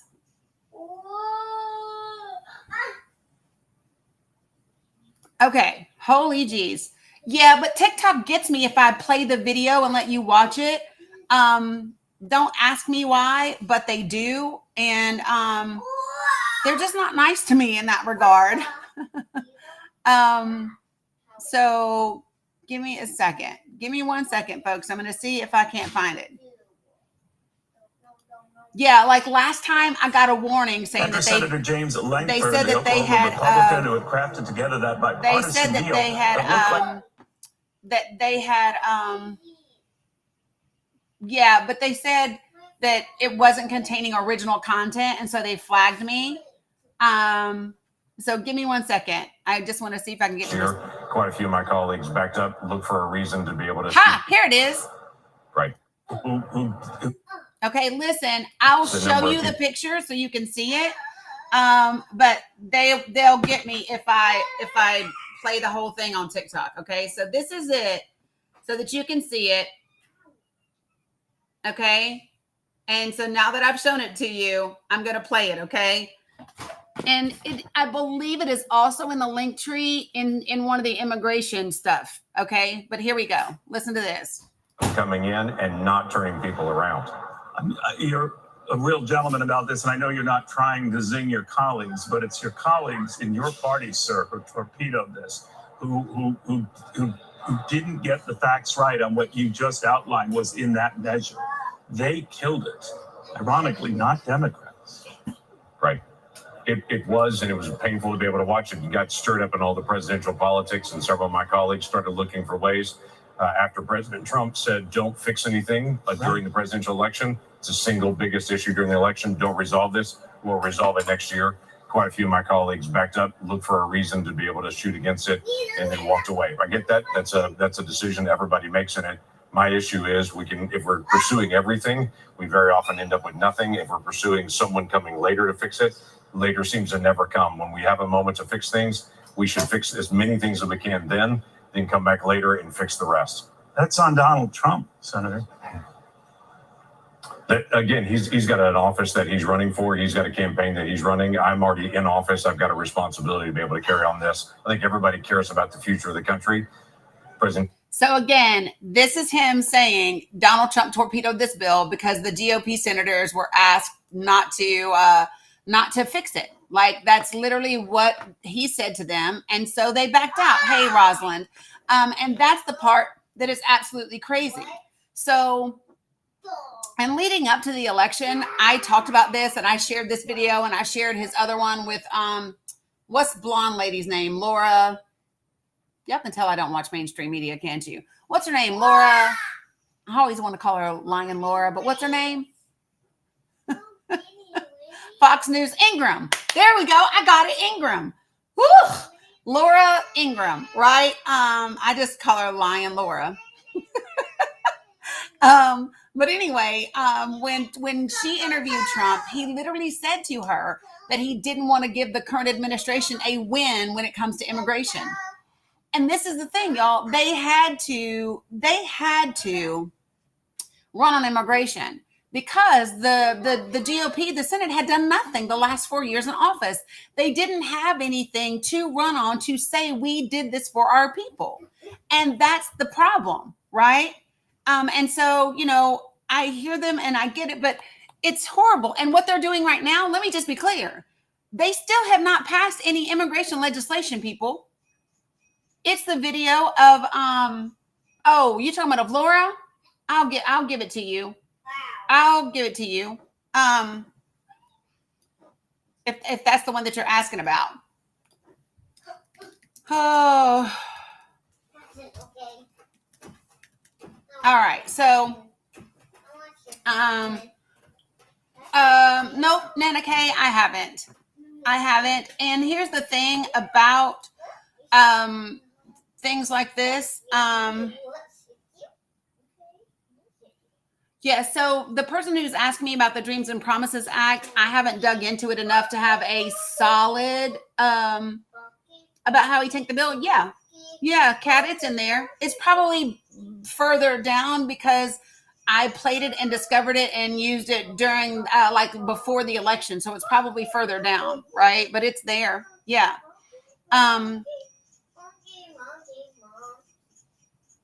How many came in between that bill and the election? I mean, you can tell how many encounters we had, right? We could definitely know how many encounters we had because you can get the information by month. You sure can. But the thing is this, y'all, they still haven't done anything in terms of immigration law. We still don't have anything that is getting us having. Why do you want me to start Okay, y'all, it wants 40 gifters to send roses in 15 minutes, and it won't let me do anything else until I do that for whatever damn reason. Sometimes TikTok, I love you, and then I don't. And this is going to be, I'm going to turn down the volume really quickly, just so once 40 people send one rose, it'll stop.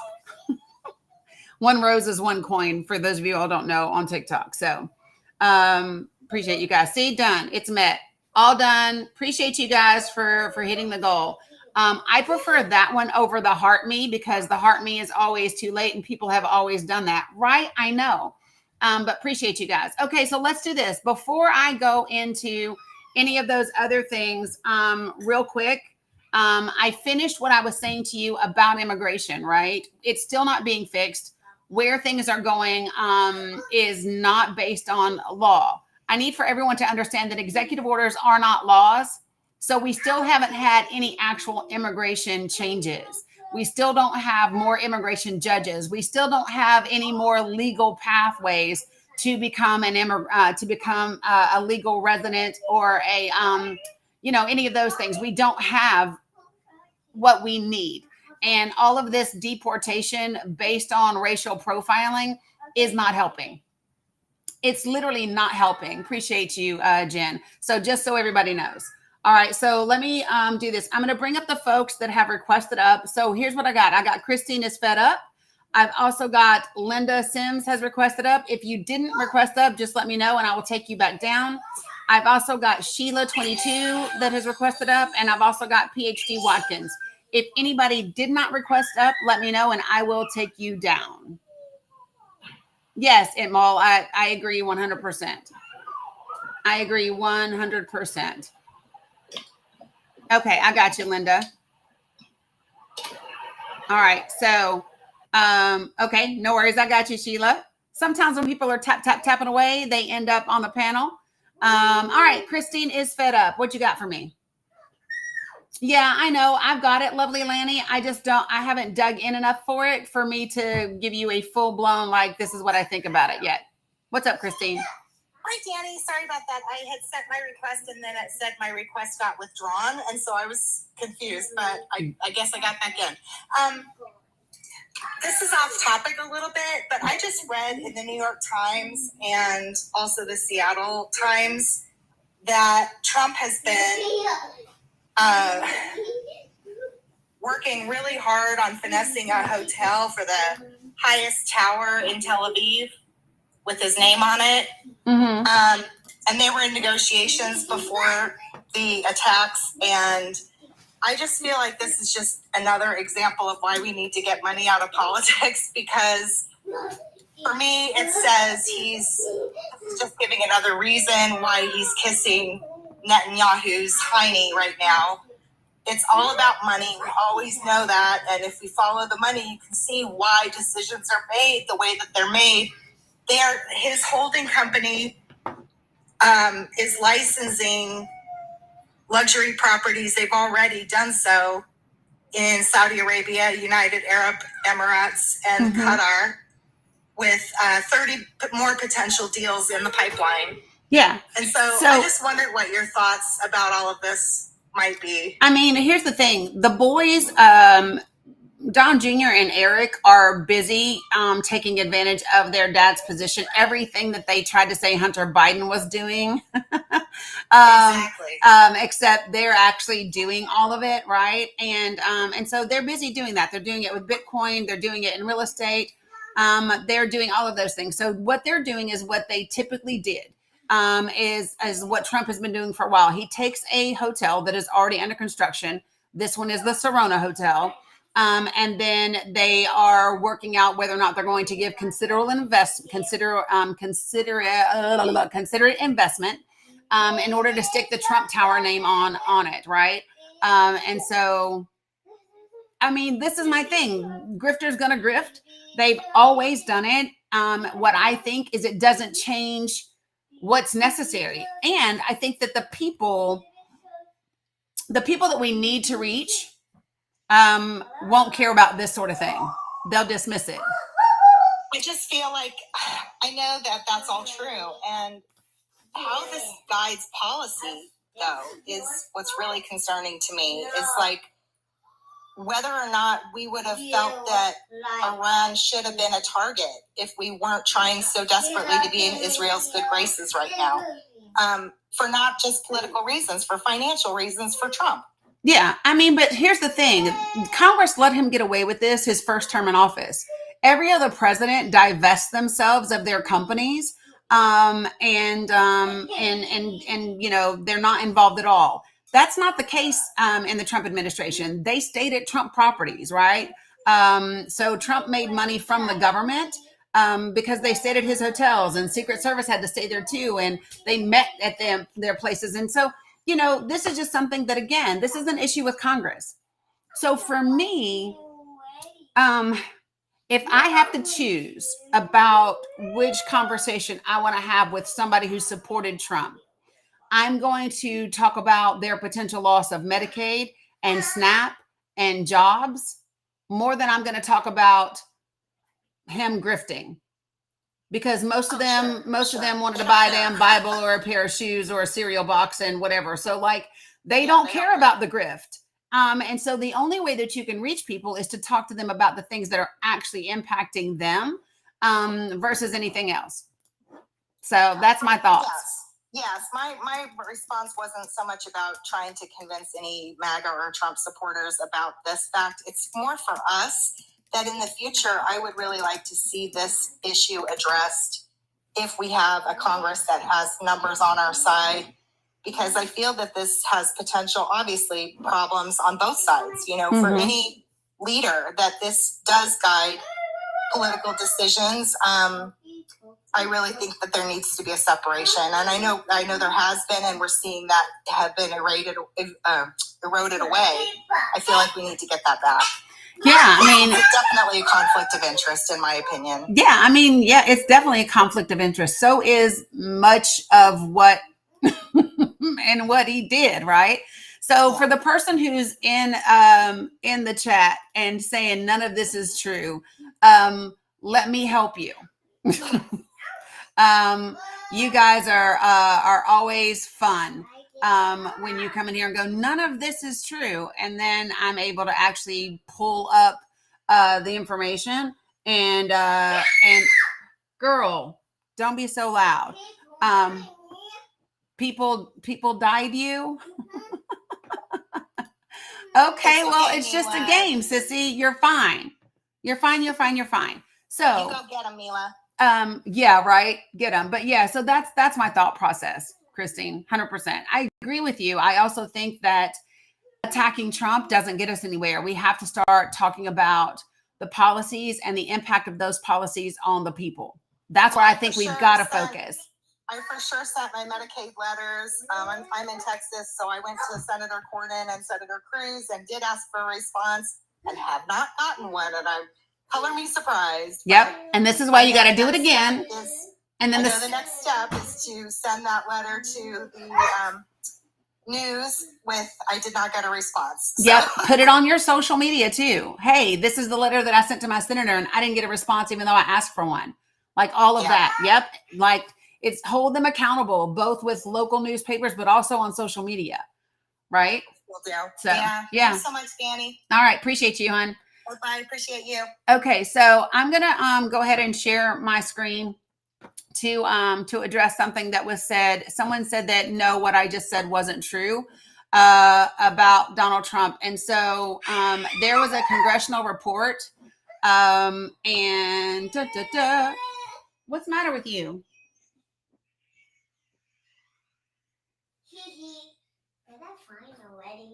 Mila.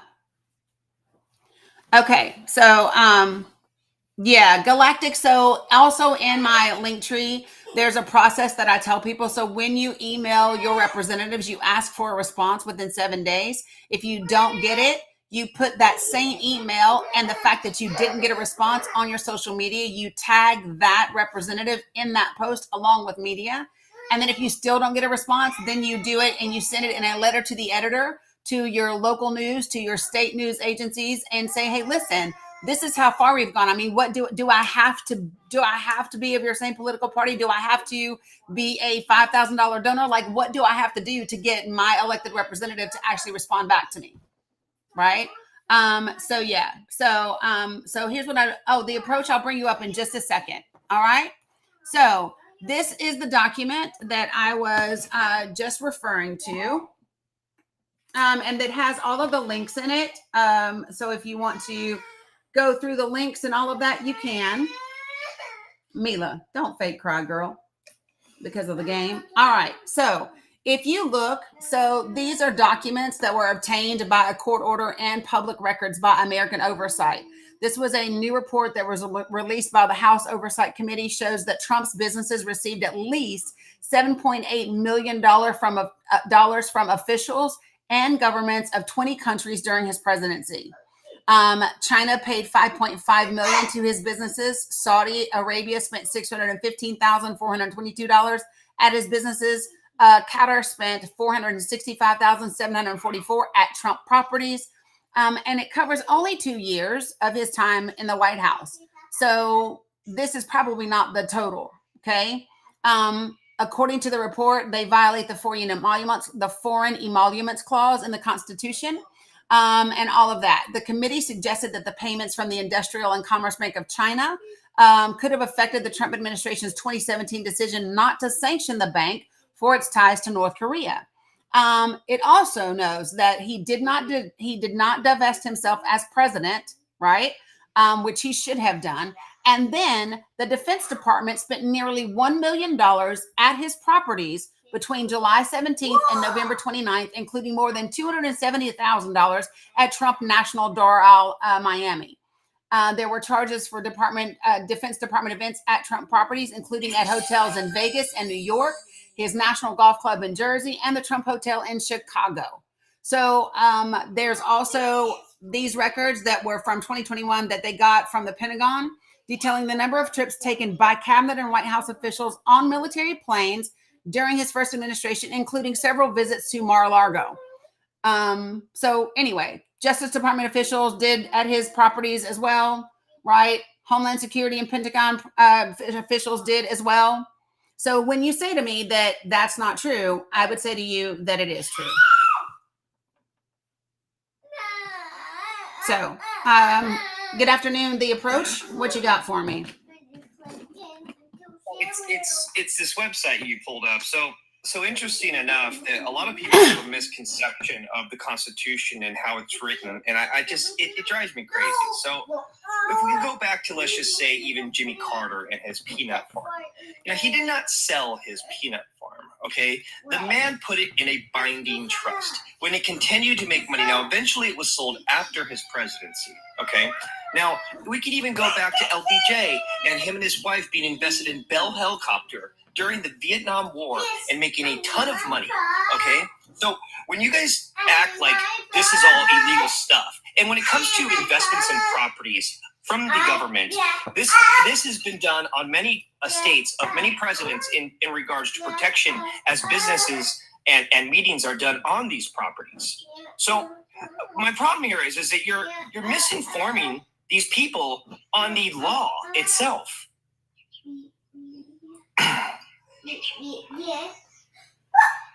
Oh, what? My plane has landed. Okay. Where do you think?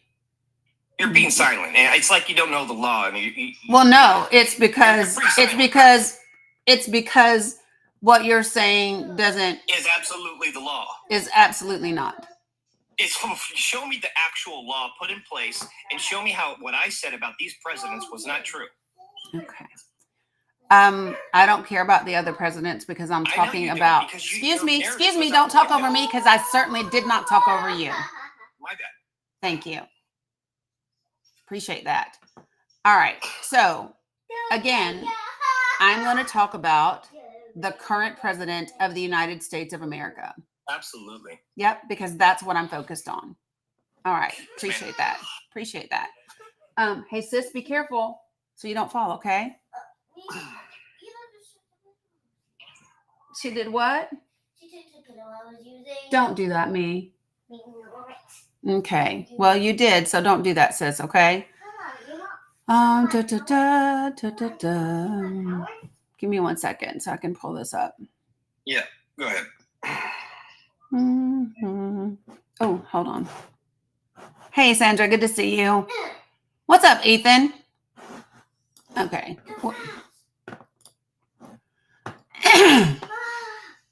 Oh, wait, this is the wrong one. Sorry. That is why. I did not find it.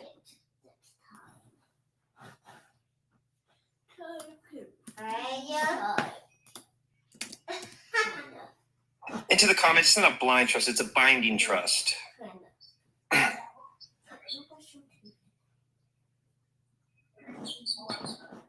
Okay.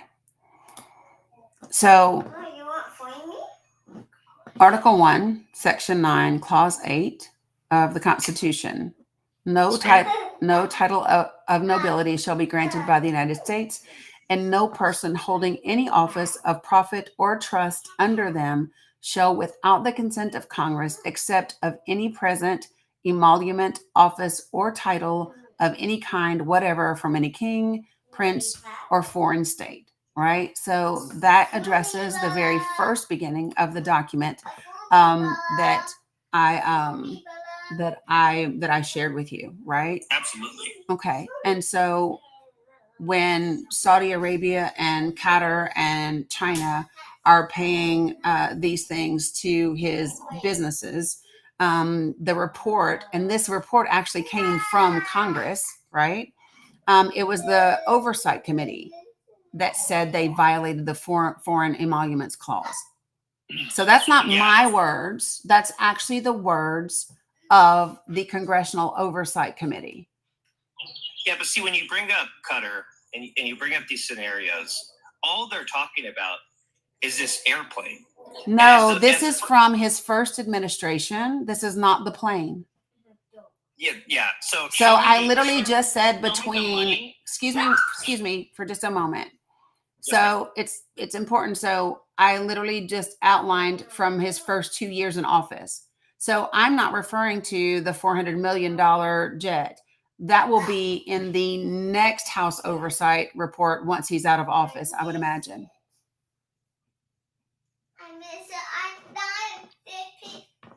Can you show me a business and which money it received? Because so far all you have is money went somewhere. No, have you read the report? I personally have not, but I don't need to personally. Okay. Well, I mean, it's always a good thing to do that because I'm going to show them to you. So let me make sure I'm sharing the right screen here. Perfect.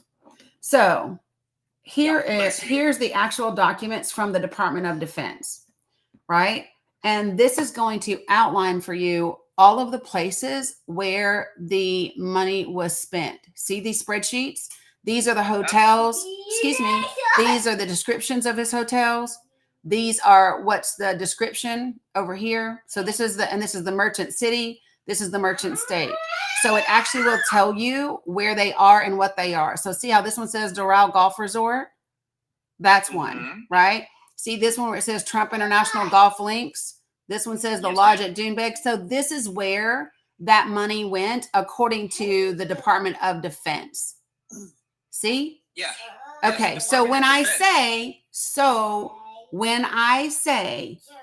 that this money was spent, then it's telling you where that money was spent. And again, so here's one of the reports. All right. So let me be clear. There are, excuse me. So there was a request that was sent. So if you read the beginning of this, it says this is a final response to your November 19th, 2019 Freedom of Information Act, which is a FOIA request. You guys remember me teaching you all during our free workshops how to use a FOIA to get this type of information. And so they assigned it to a FOIA case number 20-F-0286. And so what they did is they responded back because American Oversight said, we want to see where this money was spent at his properties. We want to see between these dates which Trump properties received government monies. And so, yeah, Alex, it is, Alex. It says 695 out of 750. And so this is what it outlines, right? You can also, this is why FOIA requests are so amazing, right? But when you go and you actually read the Congressional Oversight reports, then you'll see the other money as outlined from the other countries. And so you said you hadn't read any of them. I just pulled up part of it because my job is not to provide all of the details for you. My job is to show you that the information exists, show you that the information is factually accurate, and then it's your responsibility to then go become fully educated on the very thing that you said was not true. Well, no, actually, when it came to the Department of Defense, I absolutely said that when it comes to presidents' estates and business being done there, the money that's spent through the Department of Defense has everything to do with the fact that they know when it comes to these presidents' estates or hotel in his case, business is absolutely done there. Presidents, they even when they're on vacation, they're constantly doing business and dealing with people to come to these estates. And many presidents have done the same thing at their own. And so the Department of Defense. Can you name for me? Oops, sorry. The Department of Defense invests their money to protect the president while they are at these estates. So this is very common.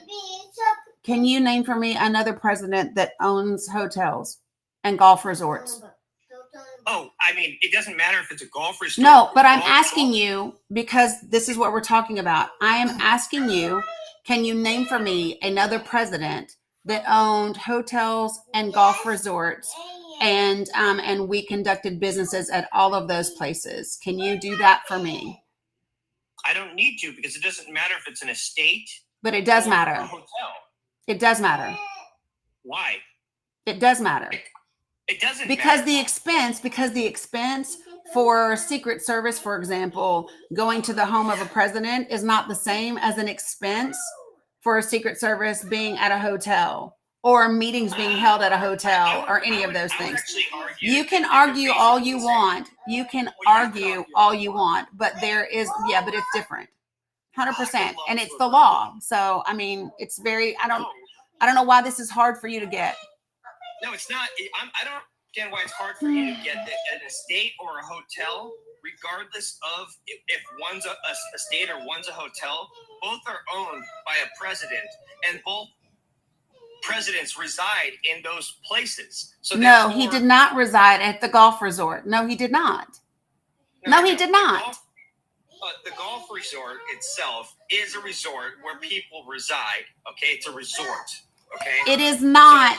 So again, I'm just going to be very clear. You can be as angry as you want to be. Here's what I will tell you. You're just wasting Here's your what time. I will tell you. Well, you're the one who joined my panel, right? So just saying. So here's the deal. Okay, he did not divest himself from his businesses.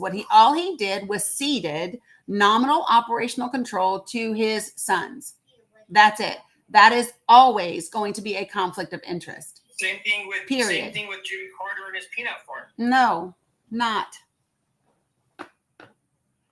Yes, ma'am. That's exactly what happened with Jimmy Carter and his peanut farm. No, it's not. Yes, it was put into a binding trust, and the peanut farm continued to make money. Good Lord. I'm sorry that you don't understand the history the way you should. Could you? Well, first of all, don't be an asshole. It's not cute. I'm just looking. No, don't do that. Don't do that. Listen, I have been respectful to you, right? Don't do that. Because now you're just trying to be condescending. Yeah, don't do that. Okay? Yeah, absolutely. Yeah, I appreciate that. Appreciate that. So it's different as to what he did not put any of his things into a blind trust. A binding trust, and absolutely. A binding trust. You know what I meant. He didn't do that. Yeah, no. He absolutely did. No. Okay. Are his kids not in control of his businesses? Hold on. Give me a second. Hold on 1 second, because I want to look at something. Yeah, go ahead. I'm chilling.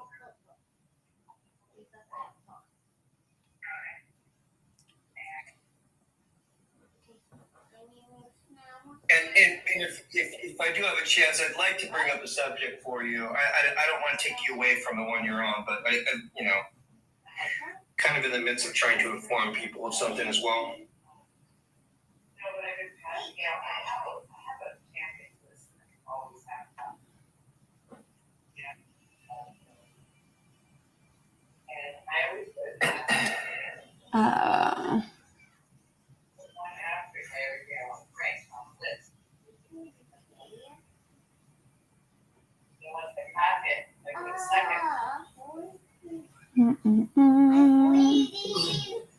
It's informed people.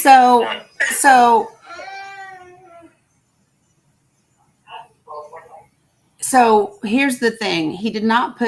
Trump did not put his things into a blind trust. He put them into a revocable trust. Not the same thing. Okay. A revocable trust. Yep. Binding trust. I mean, I think a revocable trust is a binding trust. But it's not. Well, let me look that up real quick. What's the difference between the two? Let's look it up. What's happening? You waiting?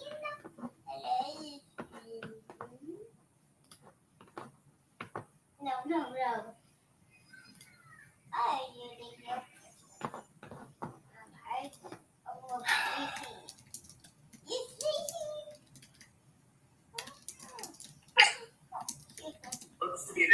Good morning, guys. A revocable trust is basically the same thing, except for eventually it can be changed back. Not eventually, at any point in time, it can be changed back. And here's the difference. A revocable trust can be modified or terminated by the grantor at any point in time. A blind trust is where the grantor typically has no knowledge or control over the assets or how they are managed, right? So when you put in a blind trust, that means while you're the president, you don't know what kind of money that property is making. You don't know anything about the finances of it. You're not involved in how it's being run. With a revocable trust, you are. Therefore, it is still a conflict of interest. That's the difference between those things.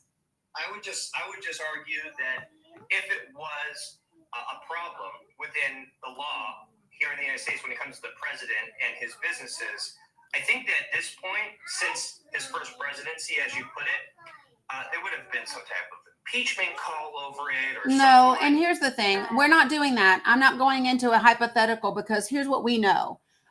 We know for sure that Matt Gaetz stayed in office the entire time, even though there was significant evidence.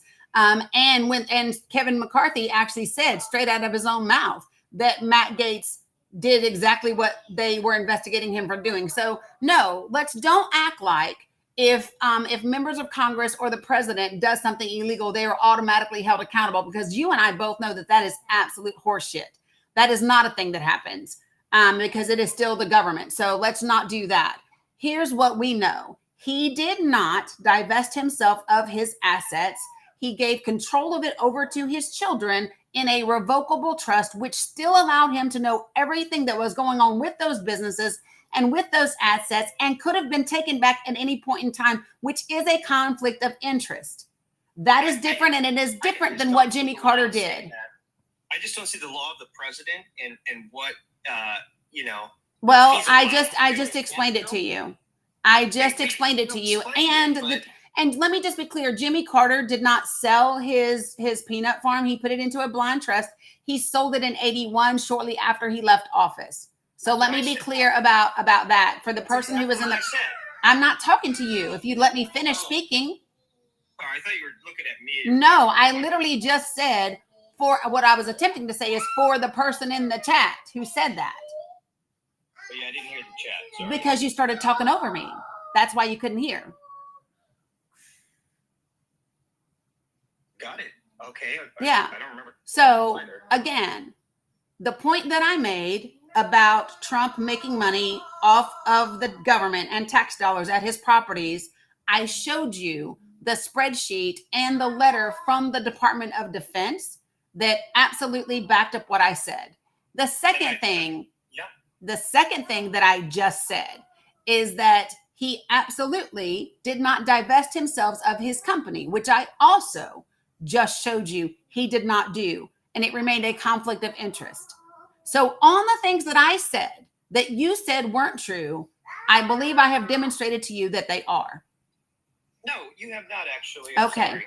Well, I mean, Like I said, when it comes to the Department of Defense, you're arguing that because it's a hotel and not an estate, that is breaking the law of some sort, right? Which I'm arguing, no. Here's the part that you don't get. So let me connect the dots for you. Okay. Yes, ma'am. So let's just say that I own a resort, and I own a resort in Georgia, Las Vegas, LA, Georgia, New Jersey. I own resorts in all of those places, right? I have a revocable trust where I can still see what the finances of those resorts look like.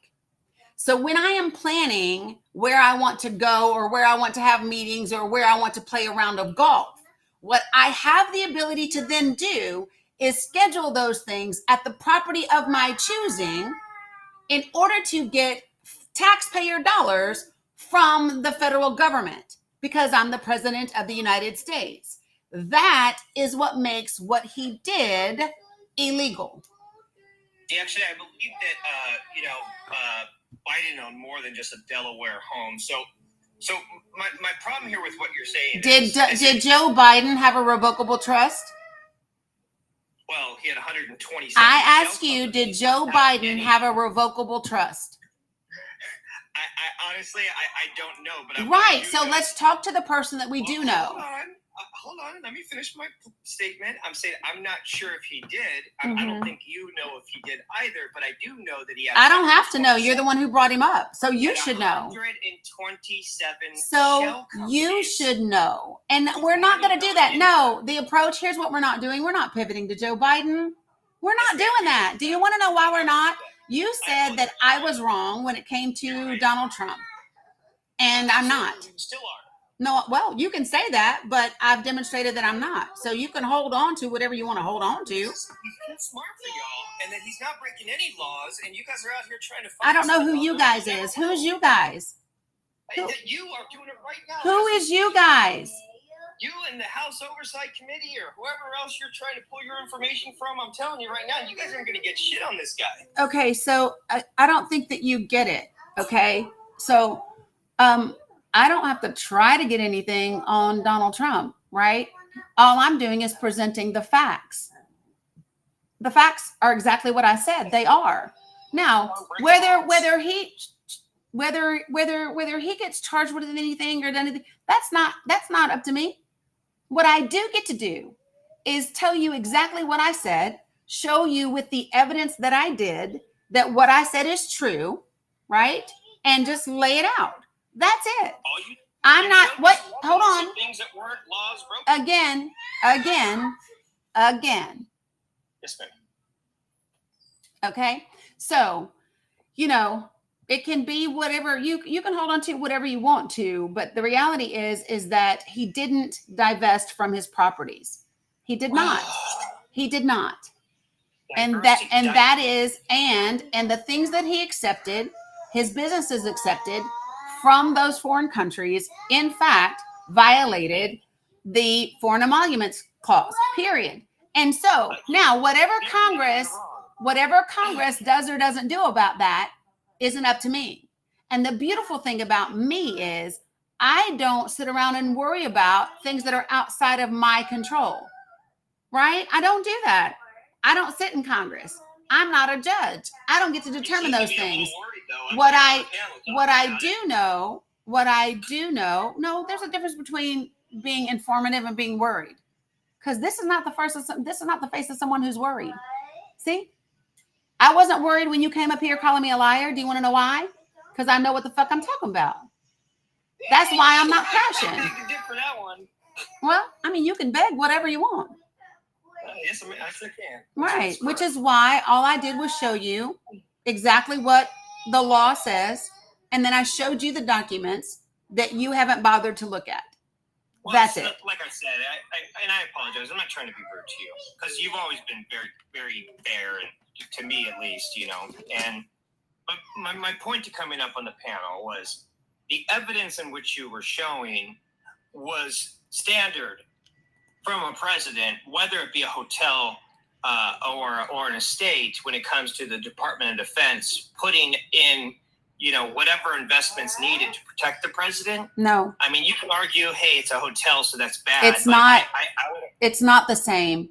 The approach. It is not the same at all.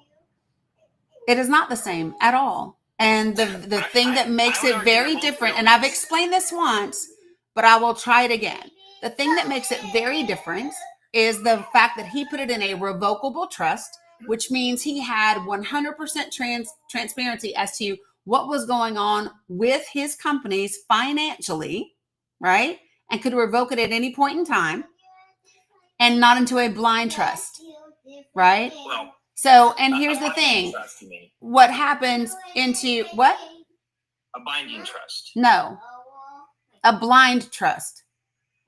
Oh my God. Yeah, so look it up. Yeah, no, I know that the type of trust that was used under Carter. Look. It was a blind trust. Okay, well, if Every trust is binding because it's legal. Bind the trust means that it's legally binding, but a blind trust means you can't see everything that you put in it. That's the point. Fine, and I'll take your word on that because I don't know straight up the technical term on the trust part, but and that's fine, and I can concede to that, no problem. But my point here is that you're arguing that because it's either a hotel or an estate that there's a difference, and I'm arguing No, that's not what I said. Well, okay, fine, but I'm saying that what I said is the entirety of it all together is what makes it different. And I don't know how many times that I've explained it. I have literally already explained it. When you go read the House Oversight Committee's report, then come back and talk to me. Oh, sure. Great. And perfect. And I will. You know, and I'll come back to you and talk to you about it because I will go read it now. Awesome. Love that. I would love to just give you more information on this once I have it, but great, because I gave it to you because I already had it.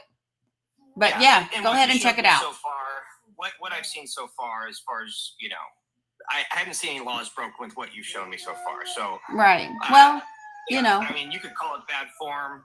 We might disagree on that, but at this point, the man was a huge businessman before he went in.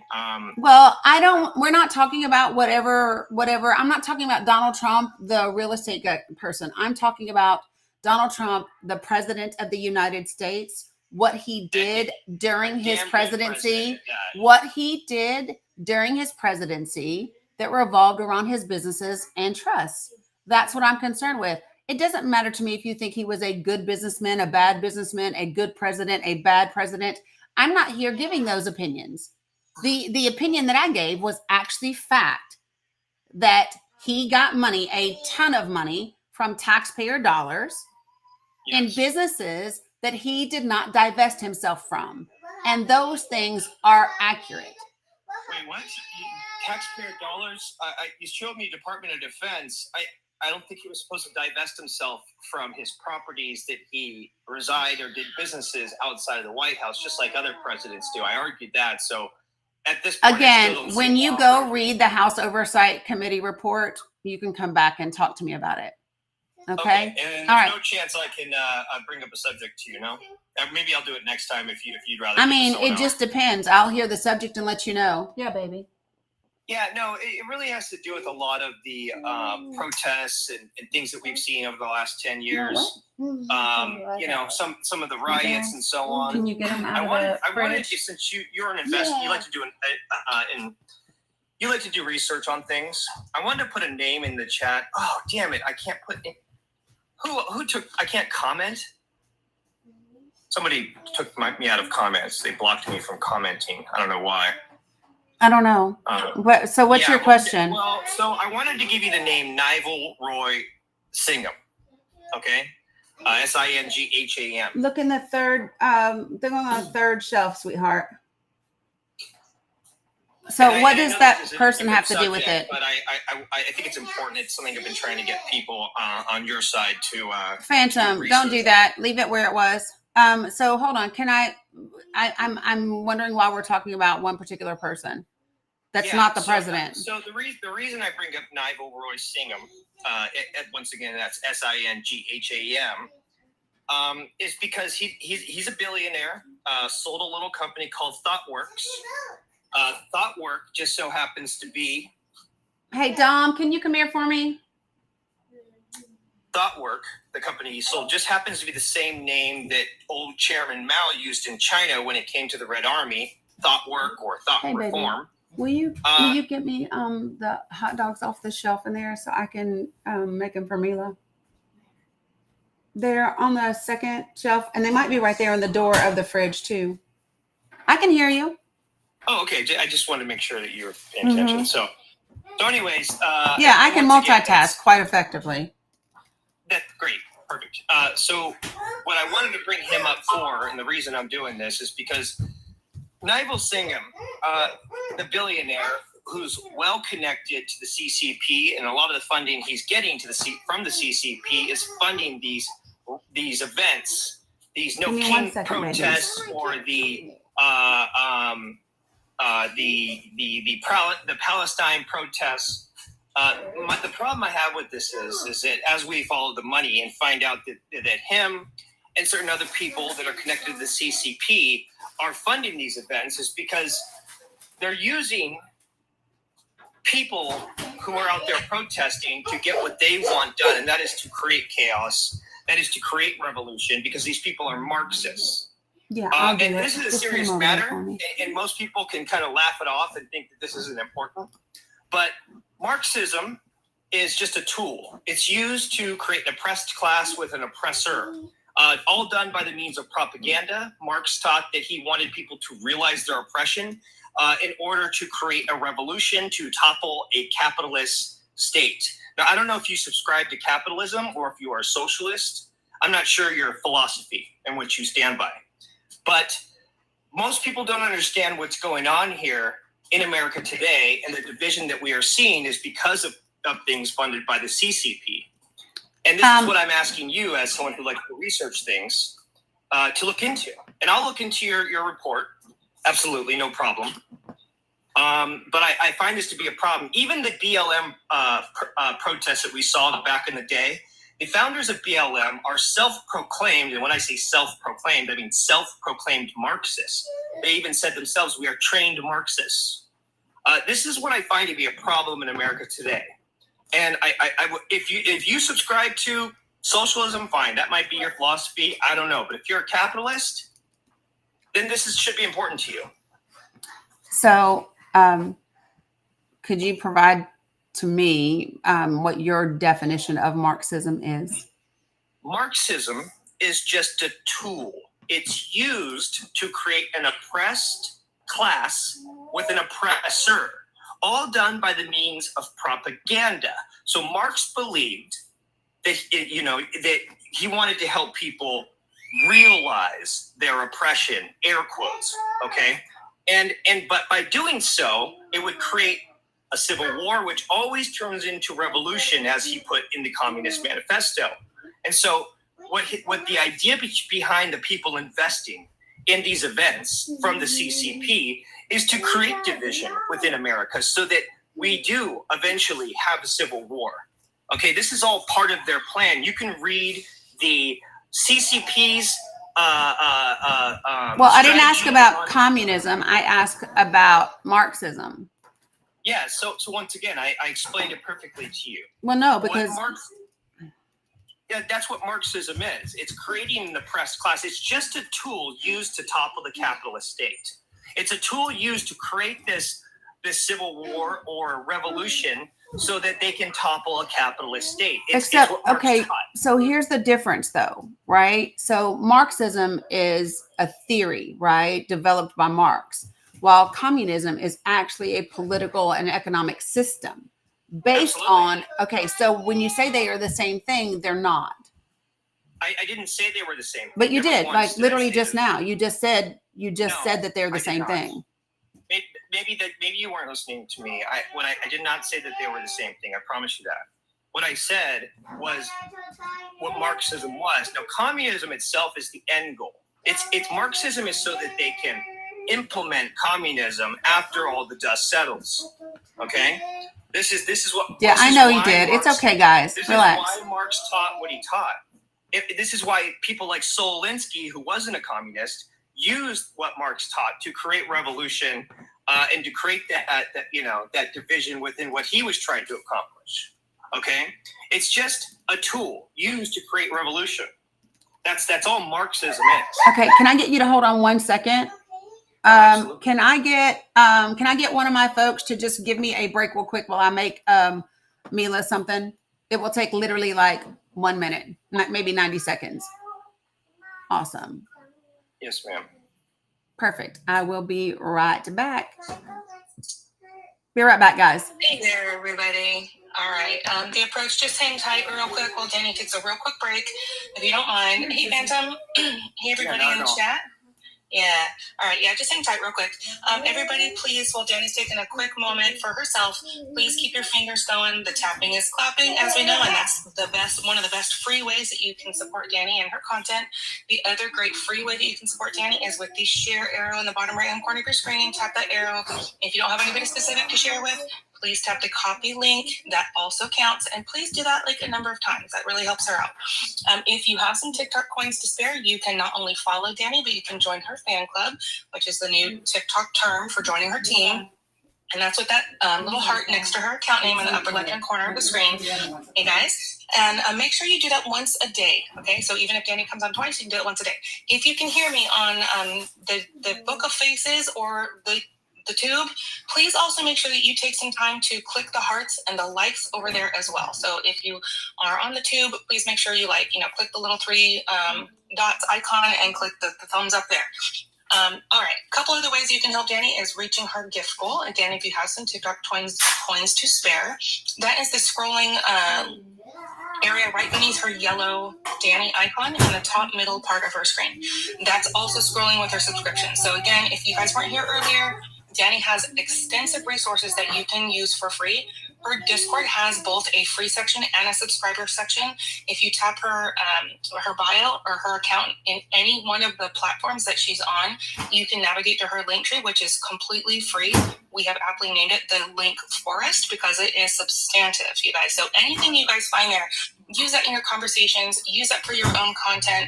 All of these things, Dani does so much research to bring us all of the facts. And as she was explaining to us earlier, she triple checks her sources to make sure that they are legit. She takes this responsibility very, very seriously about bringing us things that are in fact a fact. And then she also has crazy personal experience. When I say crazy, I mean crazy good, right? With everything from religion to being a veteran to being a certified coach and consultant. So again, all the things she does is not just a layperson's opinion. These are facts upon facts upon facts. So we like to give it up to her and support her in every way possible. She also, just so you guys know, you can support. Uh-oh. Uh-oh. I heard her go away. You can also support her. Sorry. I got a phone call. It was like a perfect thing, right? Yes. Thank you, Phantom. You picked up right. Or you can continue if you'd like, but talking about the payouts, that's totally fine. You're so good. You picked it right up. Look at the teamwork we have going on here. Exactly. You can also support her through subscription. So if you are subscribed through TikTok and you want to join her Discord, just hit the star at the bottom left-hand corner of your screen. Hit under benefits, you hit Discord. Once you get verified, you use the bronze badge.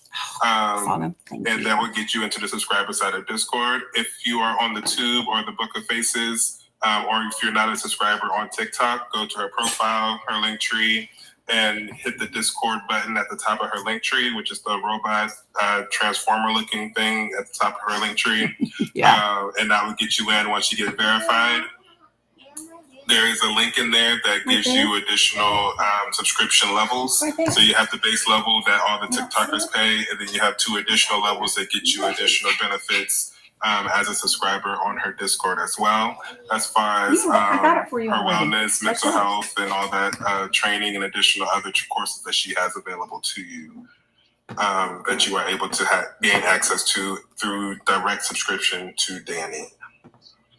Thank you, guys. I appreciate you so much. You're amazing. Love you guys. Love you guys. Appreciate you. Okay, so I guess so the approach, let me ask you a question. So what is kind of like your end point or question about the protests that are happening across the country and that sort of stuff? Yeah, so my problem is that a couple things. One, as we are a country of immigrants, we're also a country of laws in this country, and those laws are not optional whatsoever. The moment laws become optional in this country will be the ultimate decline of this country. So I guess I do have problems with this. People can come up with excuses. Oh, he said he'd go after criminals or this and that. But no, the bottom line is that we are a country of laws, and people cannot start making these laws optional. So the reason people are protesting is beyond me over this. If we do see things happening that are against the law, I would absolutely back everybody and be out there protesting with them. However, I feel immigration is super important. But going back to my main point, okay? Going back to my main point is when I see the division in America today, I researched this very, very, very deep. I see people within our own government who don't represent our values, and they like to do what which is another form of Maoism, calling out their opponent for the things that they do. When I say that these people don't care about the Constitution, hold on a second. I have a question just for clarity about the things that you're saying. Can you say? Can you help me understand who our values are? Our values as a country is protecting the Constitution itself. But who is our? What can you tell me what our values are? What are our values? Absolutely. So the right to the pursuit of liberty and happiness. So this is very much what we stand for as America. So you think the people that are protesting don't believe in the right to pursue life, liberty, and the pursuit of happiness? Well, that's absolutely. I think that they do, but I think that they are being fooled on the fact that part of the right to pursuit of liberty and happiness are the laws that exist today. Okay, but I think, hold on, because I think it's important when we say, because you just made a very important point. You said that they don't agree with our values. But when I ask you what our values are, you said belief in the right to pursue life, liberty, and the pursuit of happiness. Sure. And you just said to me that you believe that the people that are protesting also support that. So that means that they do have our values. Well, let me give you an example here. Like, you know, under this last administration, like people like to look at Trump and call him a dictator, right? But at the same time, when it came to the big C and the pandemic, he gave the power back to the states, right? Just like a fascist dictator would do, right? But then as soon as the next administration came in, we had mandates for those pokey things. We had parents being called T groups for asking questions about the books that their children were reading. I don't think that that's true. I don't think that that's true. Hold on a second. So it's important. It is true. It's important. No, parents are not called T groups for asking a question about books. Under the right? Department but listen, that is not, let me be very clear. Okay. Parents are not classified as part of T groups for questioning books in their school systems.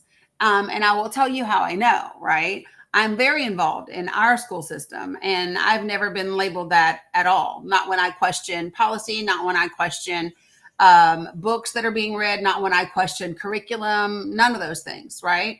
So I think the difference is what are these people doing other than questioning those books, or how are they questioning them? So for example, if I go to the bank and I walk up to the bank and I give them my my withdrawal slip, right? Or my ATM card, and I say, I want you to give me $1,000, right?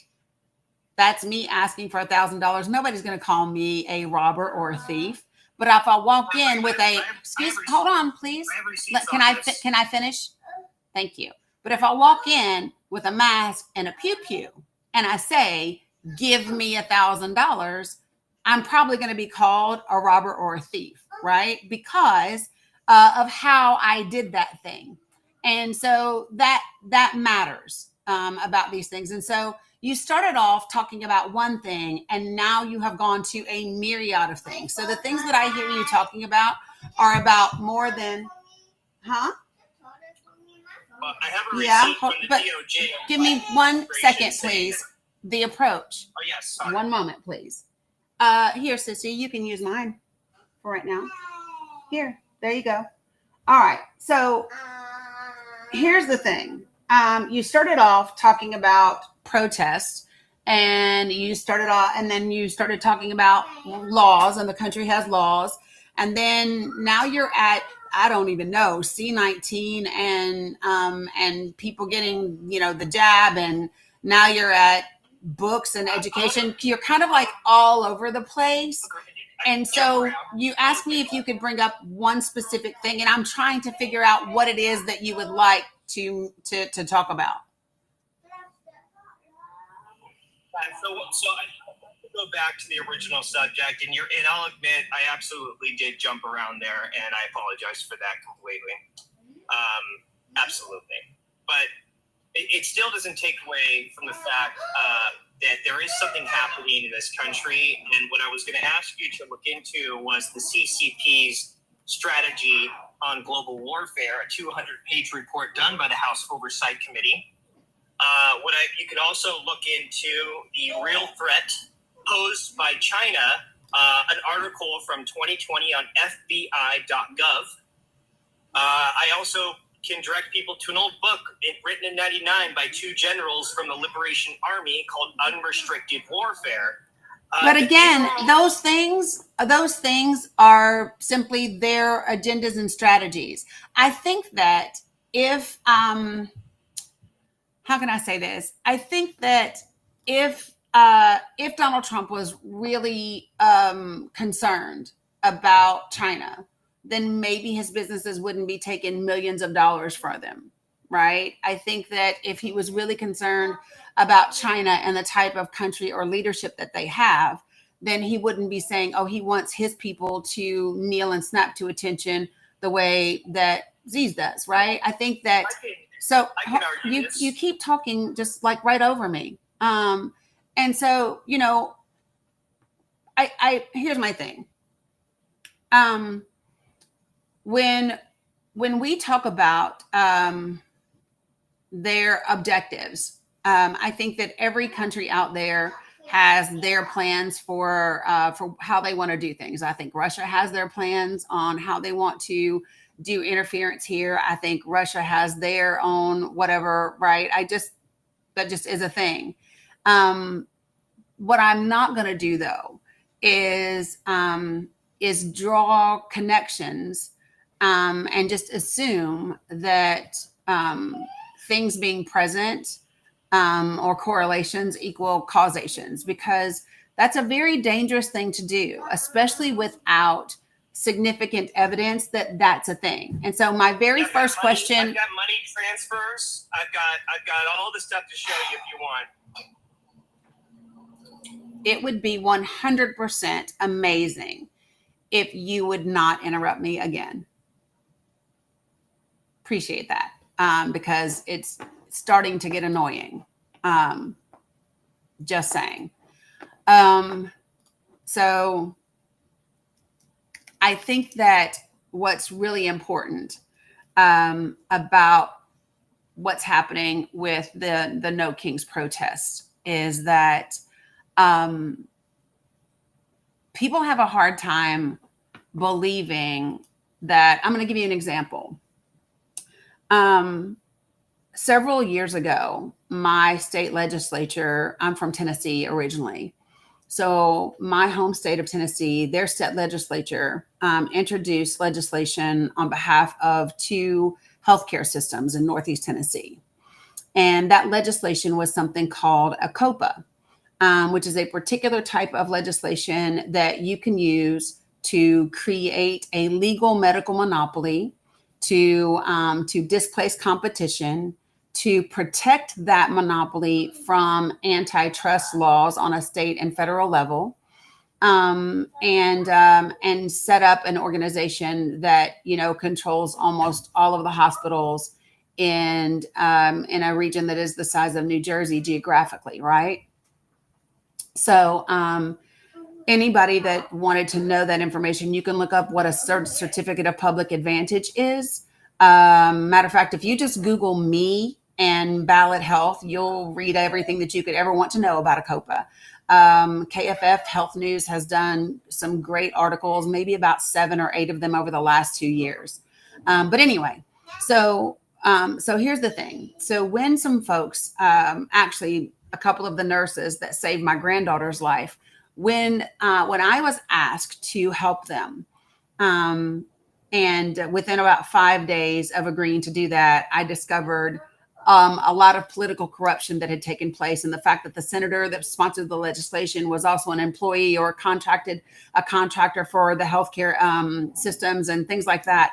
It became a big deal, right? And so it just being on social media and properly informing people and sharing what the couple was and who all was involved and things like that, it just became a grassroots movement. So much so that I ended up moving back home to lead a protest about this medical monopoly. We were outside of a hospital on the public right of way for 257 days, 24 hours a day, 7 days a week. And a lot of people wanted to speculate that I was being paid. So I had people say that I was paid by George Soros. I had people say that I was paid by Black Lives Matter. I had people say that I was paid by 5 doctors. I had people say all of those types of things. And the truth is, nobody paid me. During that time, I lost my new business I had just started. My car got repossessed, like, because you can't really run a company sitting outside of on a public right of way. But this is the thing. They kept saying that. And what I came to understand is people who will never do things without compensation just because it's the right thing, never believe that other people will. And so that's why they try really hard to figure out who's funding you, how you're being funded, what's being done, because they personally would not sacrifice that part of themselves. They would not give as much. And so because they wouldn't do it for free, they cannot fathom why anyone else would do it for free. And so I think the problem comes is that when people see millions and millions of people in the street, because the due process of undocumented and unauthorized immigrants is being violated, when people are literally being kidnapped off the street and taken and put in detention facilities without a warrant from a judge, without a signed warrant that has a specific name on it. Like, all of those things matter. And so people have a hard time believing that this many Americans are upset about this violation of the Constitution. And I'm so glad that you talked about the laws and the Constitution, because the Supreme Court agreed 9-0, right? That due process has to be allowed, right? Now, the Venezuelans, when they remove their temporary protected status, that's a different thing, right? That's a different thing. But when it comes to following the law and having due process, that is something that the Supreme Court said has to happen. And the people that are in the streets believe that. So, I understand that some people want to try to connect the dots and make it seem more nefarious than it is, and that they can't imagine that people would be so upset about this abuse of power and citizens' rights that they don't get it, right?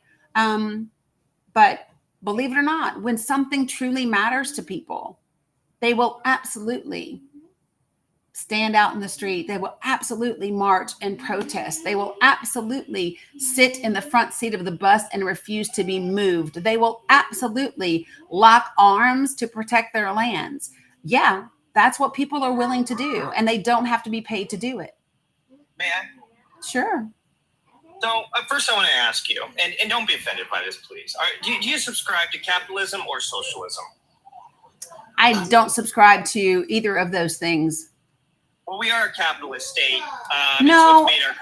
So what we are practicing right now isn't capitalism. This is not the free market. This is not a free market, son. This is not a free market. Unchecked capitalism, fine. I can give you at least that. However, it's still capitalism. Okay? This is not a free market. And no, it's not. Listen, when you have, and I'll tell you why I say that it's not anymore. When we had 2010, when we had Citizens United come into play, we are no longer a free market in terms of capitalism. It's not that it's unchecked. We literally have corporations buying their way into laws, right? And so when you have ALEC, when you have the Federalist Society, when you have Citizens United, no, we are not just a normal capitalist society anymore. You said normal capitalist society. I would agree with that. And Citizens United is one of my biggest grievances because I believe that we've allowed 100 years of Supreme Court opinion to pervert our Constitution in many ways, that being one of them. Okay? So I would like to revert back to where we need to be constitutionally as a constitutional representative republic. Okay? So this is what I represent. Okay? But Thanks, just to go back to what you said a second ago about due process. Now, I absolutely want people to have due process. So in that Supreme Court decision, all that was ruled was that the time necessary for someone to get that due process. However, under 8 U.S.C. 1158 or 8 U.S.C. 1533, it is at the discretion of the Secretary of State if they want to revoke either someone's visa or remove someone from this country. And under 1533, it can even be under classified information. Okay? Now, these are the laws that are put in place by the people we elected before us. Okay? If you don't like the laws, do the way that our country was designed. You elect representatives to go in and change those laws. Okay? So my problem here is these people are getting their process. Part of that process. Okay, so are you? Well, I have a question though, because you're referring to the Attorney General talking about classified information, but I think you're actually missing the section that you're reading. Can you tell me what the section title of 8 USC 1533 is? It is judicial removal, I believe. I could Nope. I don't know. It's removal something. Mhm. The exact name. The second word is really important. Expedited. I forget which one. No, it's removal court proceeding.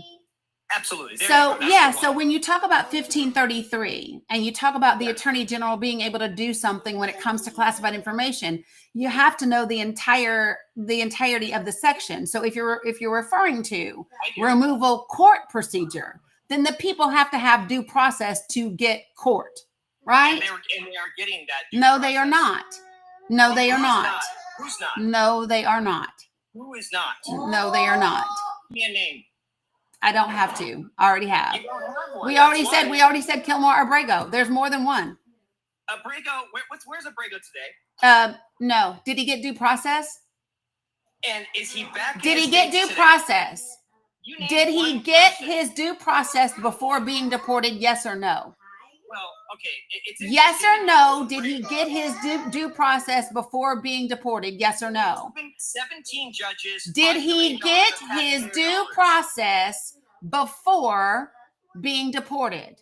Absolutely, he did. And I can explain Absolutely, how. he did Let me- not. And no, because his last court proceeding, his last court proceeding gave him the right to be here. So so here's the way that it works. All right.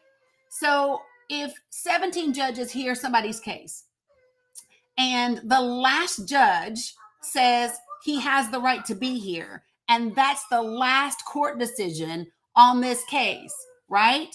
Until you appeal that and get a decision that overrules that, that's not due process. So it's just like if you get arrested for shoplifting and you've gone through due process and you've paid your fine and you're out. And then they pick you up and they say, hey, listen, you shoplifted, so we're going to put you in jail. And you go, hold on a second, I didn't do it again. The last judge said I got deferment or whatever, right? So that's the thing. Due process isn't a one-time thing before a court. That's not what due process is. Due process is the opportunity to address any new allegation that is brought up before you. That's what it is. And he did not get that, which is why the Supreme Court ruled in his favor and said, bring him back. But I can still argue about the due process, and I will say this, I mean, you can argue, but it won't make you right. Allow me, please. Sure. So in the time that we've been a country, Thank you. There has been around 3,000, just under 3,000 people, American citizens who have been removed from this country accidentally. 14 under Biden, I believe, right? And so sometimes things happen. Human errors, mistakes. Maybe this wasn't a human error. You can look at it however you want, right? But those people, those just under 3,000 people, didn't get their due process, unfortunately. Now, like as I said, there is such thing as human error, and in this case, was it a human error? I'm not sure, but regardless of the situation, he is back in the States. And let's just talk about Abrego, because I'm from Los Angeles, right? This is the home and where MS-13 was born. Okay, so you can't say that word. That. Oh, you're right. I always forget that one. There's so many words you can't say. Yeah, don't forget that one because it's really important. Yeah. Well, the bottom line is that not only are these guys very much involved in moving people, should I just say, because I'm trying to be very careful here, right? But what guys are these people when they're moved, and when you see a van filled with, or a car filled with 8 people, just like me, the police officers knew exactly what he was doing, and they actually said that on the body cam footage. You can see this. And what happens is that young ladies, they're told, you're being brought to a place, and you're going to have a job there to pay back the CTEL. And when they get there, guess what?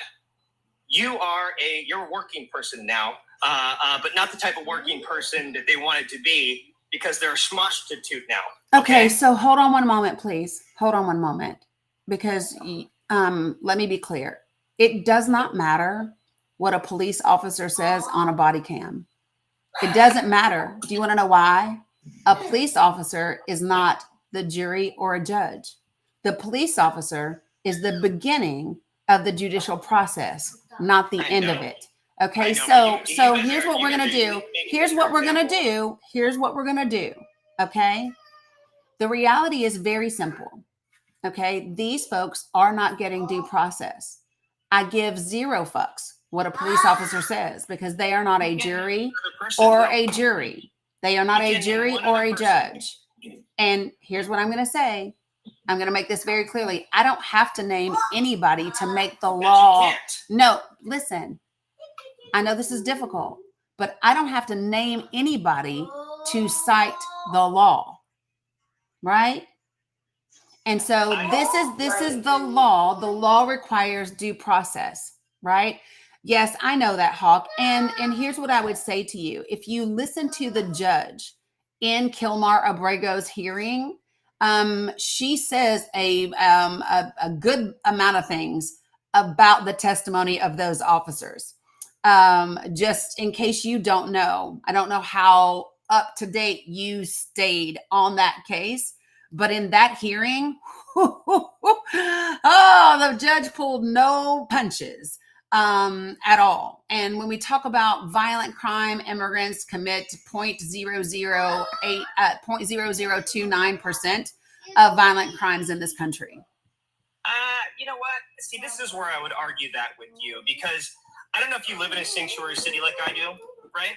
But here in my sanctuary city, if you look at the judicial review for prosecuting, right? The policy for prosecuting, here in Los Angeles, we drop felonies to misdemeanors, misdemeanors to nothing, and then it even has a section in there for accounting for the situation for immigrants. Okay? So people here just aren't being prosecuted. No. And you could argue this, but it's an absolute fact. So listen, the approach, okay? You can have your opinion based on what you believe you see in your area. What I will say is that I've actually looked up the documents and the studies, right? By the DOJ, by the Brennan Center, and by CBP. So I will take those 3, 2 of which are government entities, and their statistics and their reports over your singular experience, which appears to be biased. No, your reports are biased once again because they leave out empirical data. Okay? The empirical data is what I just brought up to you as far as the policy for judicial prosecution and how those cases are being dropped. I think so too, Ethan. So, yeah, I can bring it up if you want, even. I can bring up the page even where it says leniency or listen, accounting for the situation of immigrants. And again, I don't care that it says that. I don't care.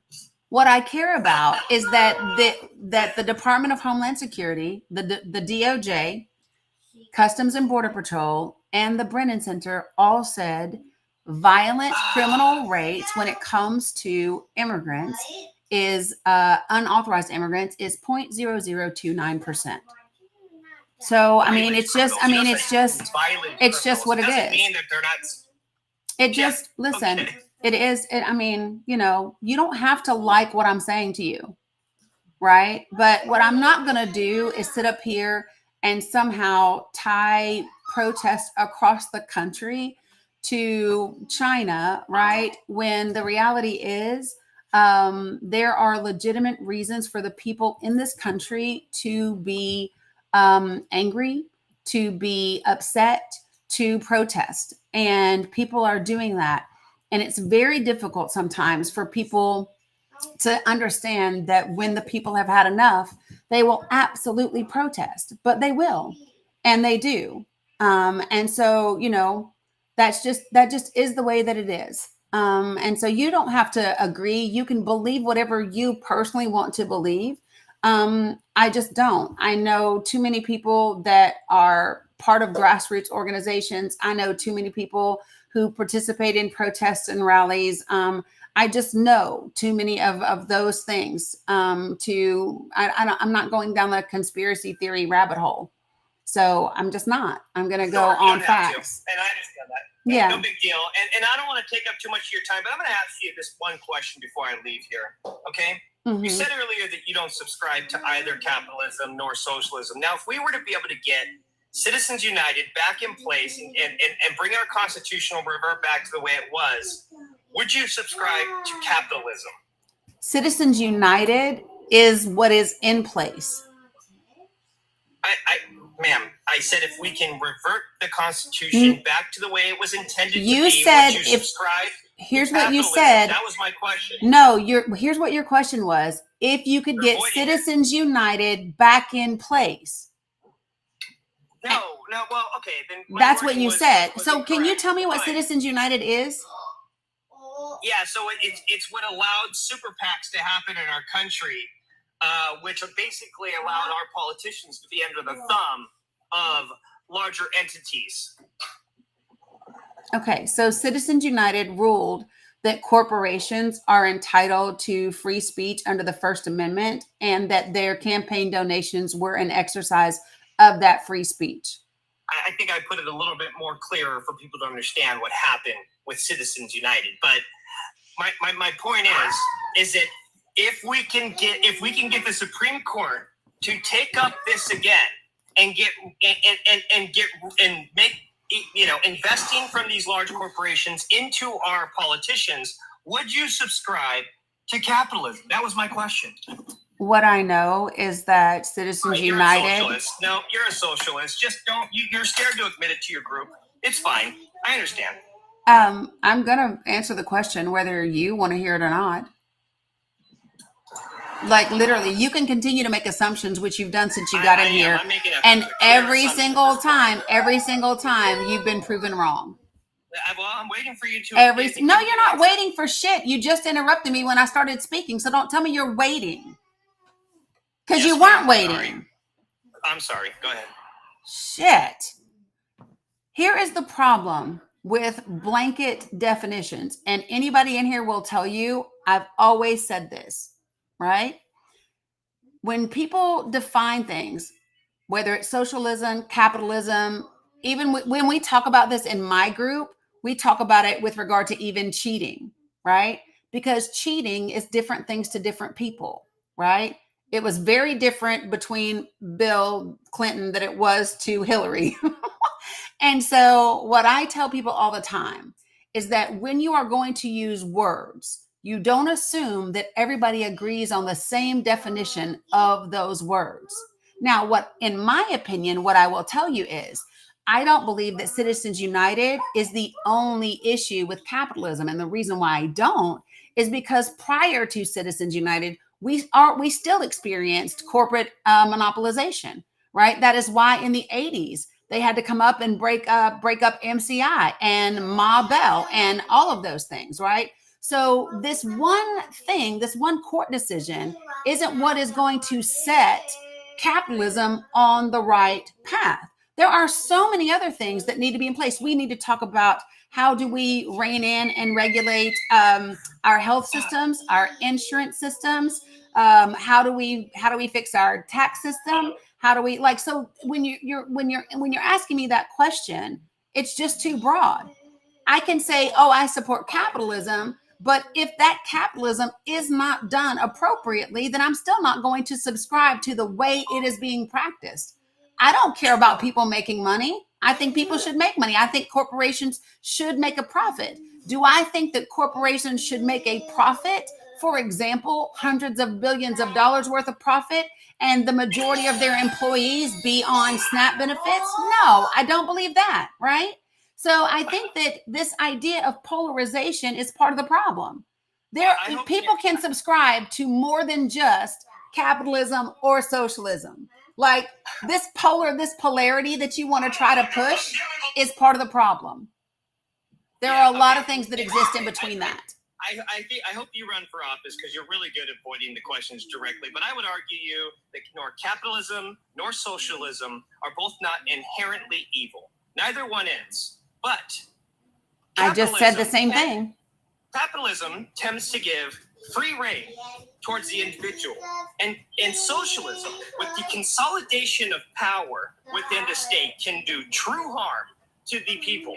And this is shown time and time again within socialist states. So I know you didn't want to answer I answered the question. But no, you really tapped danced. No, I answered the question quite clearly. Maybe you weren't listening. It was not clear. But I answered it very clearly. Chat, if I answered the question clearly and you know what I do or don't support in terms of capitalism, can you just put a red heart in the comments for me? Oh, God. If I answered the question and you understand what I do or don't support with regard to capitalism, can you put a red heart? Great. Yeah. Do it. And do a frowny face if she didn't answer it directly if you take and subscribe to what I'm trying to say here. Yeah, sure. If you disagree with me, if you think I didn't, then feel free to put a frowny face. Sure. I'm fine with that. Sorry, I keep getting a call. Oh, man. Yeah, I still don't see a frowny face. That's all right. No worries whatsoever. But I'm going to go ahead and say my opinion is you did not answer that directly whatsoever. I mean, you're entitled to that opinion.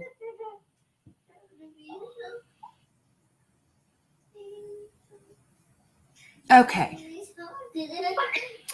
All right. Well, I do appreciate you coming by.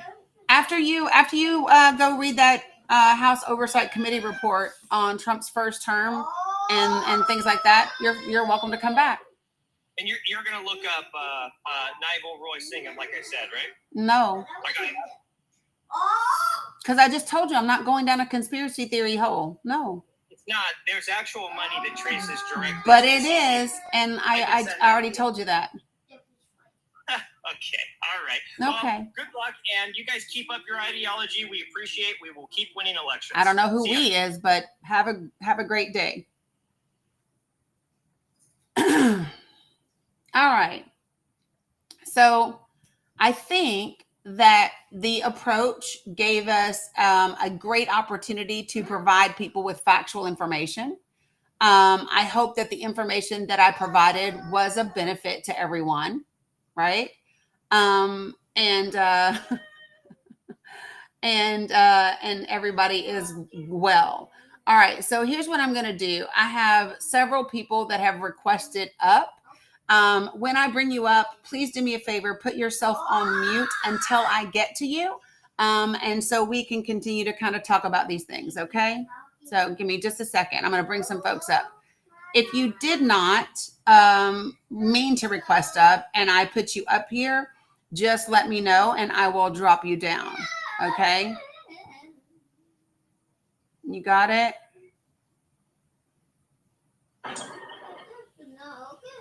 Let's see. I think I got room for one more, I think. All right. So just put yourself on mute, folks. So I have James 173, and it looks like you're having trouble connecting.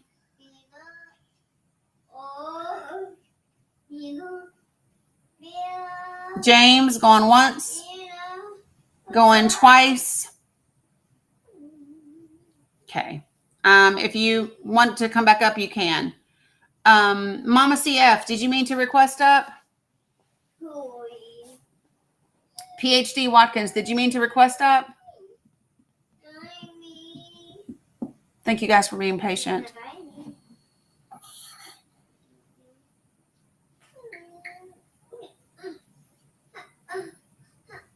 No? Okay, I got you. Nana K, did you mean to request up? It was an accident? Okay, I got you. All right. Okay, so I have Injured Fisherman. Good afternoon. How are you? What you got for me?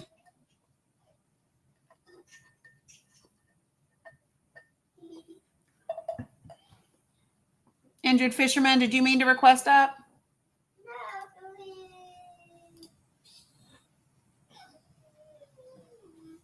I'm thinking not. All right. Dani, good afternoon. What you got for me? Dani, can you hear me?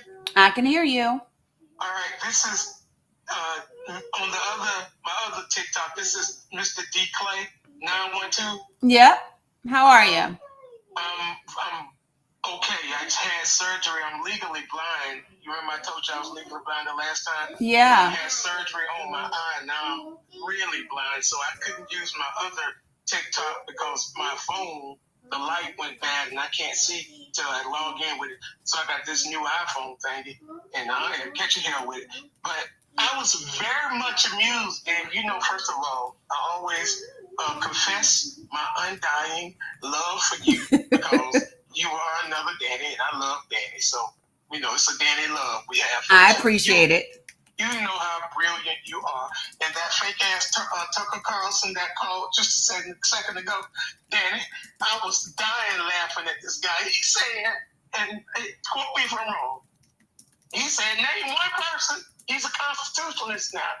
He's in love with the Constitution. He said, name one person that was denied due process. You called the name. He said, okay, damn it, name another. Don't mention it, but give me another one. Yep. You told him exactly what the law said that he was trying to quote and was misrepresenting the definition and the title of the law. Yep. And when you corrected him, he tried his Tucker Carlson. Oh, you're breaking up on me. You might have got a call.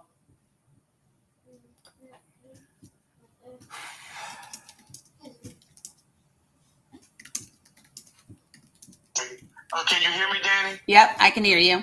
Anyway, you are absolutely...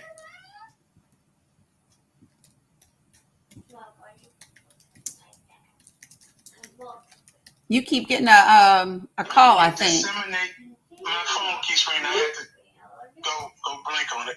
But I love how you disseminate information. Thank you. Appreciate it. You doing all right, though? He keeps getting a call. Yeah, somebody keeps calling me. I'm a famous kind of guy. Yes, I know. Anyway, yeah. Just a hot tomato. Just understand that, Dani. Since you said no, others say yes. But anyway. Hilarious. Anyway, I absolutely adore you and love you. And,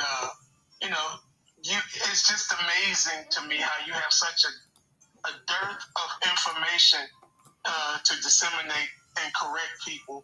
And if you want to be honest about it, I'm gonna tell you something. I really want to talk to you about this. Yeah, got a text message. Anyway, this whole Trump situation with Iran, Mm-hmm. Danny, I might be wrong. I could be wrong, but this whole Trump situation with Iran and the nuclear facilities that was supposed to be smashed, I think it was fake. This is the one thing. When you hit a nuclear facility, it causes an explosion with fallout, black rain, and all this. It's like Chernobyl. There's like radiation with so many hundreds of miles. That was, from my understanding, unless I'm wrong, and I could be, Danny, I stand to be corrected. There was no casualties.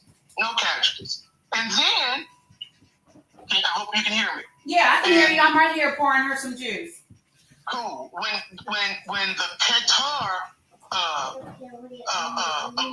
incursion happened with Iran attacking Qatar, there was no casualties. I believe the whole thing was staged. I do believe, because when have you ever known somebody to attack our bases? We don't retaliate, and then the U.S. Embassy opened the next day for normal business. Yeah, well, not for normal business. So they've been on alert ever since it happened. And a week prior to that, they already pulled out the non-essential personnel and dependents from over there. They were doing that a week prior to everything happening.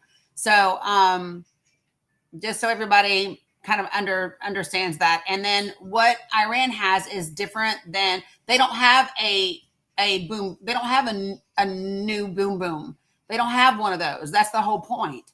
They have enriched uranium. They have highly enriched, but they don't have a boom boom. That's the whole point. Which is why you don't see those types of things. So, they knew it was coming for a while. They told people already, we knew it was coming. We moved what our stuff was. And so it is what it is. So no, I don't believe that it was, I don't believe that it was fake. I do believe that we didn't obliterate shit. I don't believe we accomplished anything. Right, but that's the way. But my point is the way Trump wanted to be disseminated, the information out there. Oh, it was spot on, target, destroyed, yada yada yada. What else can you say though? I have a tendency to not believe, and I just have a tendency to not believe the media too much, U.S. media. Whenever, like, for instance, when the Yellow Cave situation happened with Iraq, I believe that so totally. And come to find out in hindsight, it was a complete lie that we made the incursion on Iraq to find Yellow Cave when Yellow Cave was never there. But Bush II was so determined to have a reason to make this incursion that they created a storyline that was as fake as the WWE. And so my thing now is that if they can do that, I don't know if the CIA, I don't know if the Secret Service, I don't know, but, and I'm not a conspiracy kind of guy, but when I look at it, okay, I hope that was for me, but when I look at it, it leads me to the thought that maybe it could be that the government will use disinformation and propaganda to its own people to tell a lie about something. And I also say this. I could be wrong, Danny, and I'm going to say this, I'm going to let you go with all this love I have for you. I think we're wrong to supply Israel with $450 billion or however many billions of dollars per year for their weapons, and then we have so many things over here, kids starving, public social security entitlements, and all this Doge cuts for, things that the veterans and things that are needed. If you want to do a Doge cut, why don't you Doge cut the military spending we give to Israel every year? And I'm a Christian or believer. Mm-hmm. And took a cross and said something that I even kind of made me go, the Israel in the Bible is a totally different entity from the Israel in 1948. Yeah. So that's two different things, because Senator Cruz said well, the Bible says that I'll bless those that bless Israel. I don't even care. So here's my thing. None of that part's not relevant to me, and I'm going to tell you why. Okay? We should not be making military decisions based on the damn Bible. We don't make military decisions based on religion, period. Totally agree. So I don't care. Like, I know it's not the same Israel today, but that's not even relevant to the conversation. What's relevant is if I ask a United States senator why he supports this, and the first thing out of his mouth is to quote the Bible, you don't need to be in office, sir. Come on, man. Quote unquote. I got you. I agree with you totally wholeheartedly. Yeah. I thought it was the most ignorant ass response I had ever heard. But I think he's a Harvard Law School educated senator. He is a Christian nationalist, though. That's the difference. And so this is why. So listen, people, you want to know why we're not getting shit done in Congress the way that we could be? It is because within both parties, we have Christian nationalists. Let me say that part again. In both parties, we have people that would love for this country to be a Christian nation and Christianity be in our government and in our laws. That exists on both sides of the aisles. What you also have in both parties are white nationalists, right? So that's what we have, like it or not. And this is where we have lots of intersectionality, right, of these things. And it's why we have an issue. It's why the Democratic Party is fractured the way that it is. Yeah. Listen, I listened to Diana Harshbarger say out of her own mouth that she and other members of Congress have a Wednesday night Bible study every week. And that includes Mike Johnson, the Speaker of the House. Listen, the Speaker of the House should never have an appeal to heaven flag outside of his damn door. No, sir. We don't put religious flags in the Capitol. Take that. You can fly that shit at home, but not outside your office. So this is the very reason why I told you a while back ago, and I repeat today, and you're not going to say yes to it, because I think you in your niche and whatever, but I'm not running for office. I told you, damn it. You need to tell Dani she need to get her pretty behind up there and be on somebody's Congress. Nope. You need to be somebody's senator. I'm telling you. Nope. I will happily, so here's the thing. powerful. I will happily be a paid consultant for people that I believe need to be in Congress. I will happily do that. You running for office? You want me to help you with your speeches or your messaging and your strategy? Holler at your girl. But I'm not running. And here's the reason why. So when you run for office and you are in Congress, you are one person. You have one vote. That's all you have. And if it were just about me and mine, I would run for office. I'd have hella good insurance. I'd have almost $200,000 a year, right? Me and my grandbabies and my girls, we'd be just fine, right? But then I would be limited as to what I can say. I would be limited as to what I could do. All of those types of things, right? What I would prefer to do is, I got off of here yesterday. I had 25,000 viewers on here yesterday. Wow. I would rather be on these platforms, educating people all the way across the board, right? And then make myself available to candidates that are worth a damn and help them on their campaigns with their messaging, with how to talk to people. I will do that all damn day, but I'm not running for office. All right, with that said, I'm going to go ahead and drop, but I just had to come on here and let you know, Dani, I'm serious. I love you. I think the world of you. I follow you even on this page, and so I appreciate you. You are my shero, girl. And if you ever break down and get a little lonely, I'll let you. Oh, good God, here we go. Sound good together, Dani and Dani sound good. He's so silly, ain't he? I can Listen. cook a little bit when I get my eyes back. I can cook. Anyway, you have a great day. Have a good day.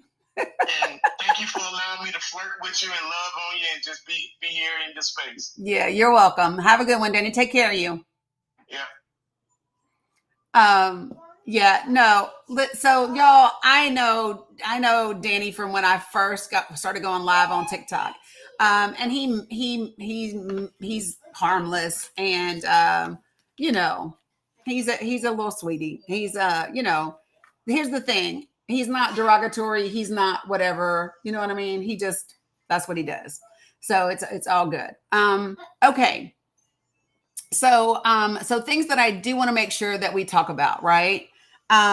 So one of the things that what does this say? No, Jen, I'm not. Nope, I don't know who that is. So here's the thing. Let me say a couple things. So if you all don't know, and if you missed it, Donald Trump lost his shit last night because thanks, Mama Dukes. Appreciate you, Official Rose, because Bibi Netanyahu has to report to court on Monday, which I'm supportive of, right?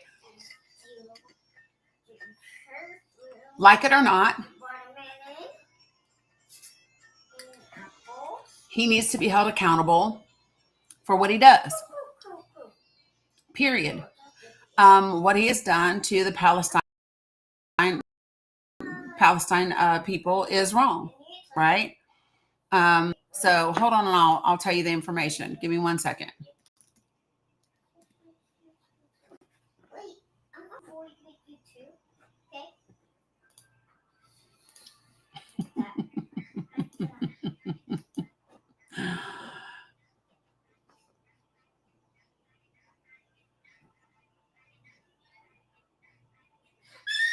Okay.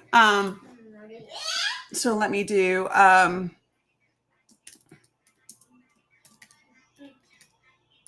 wait a minute.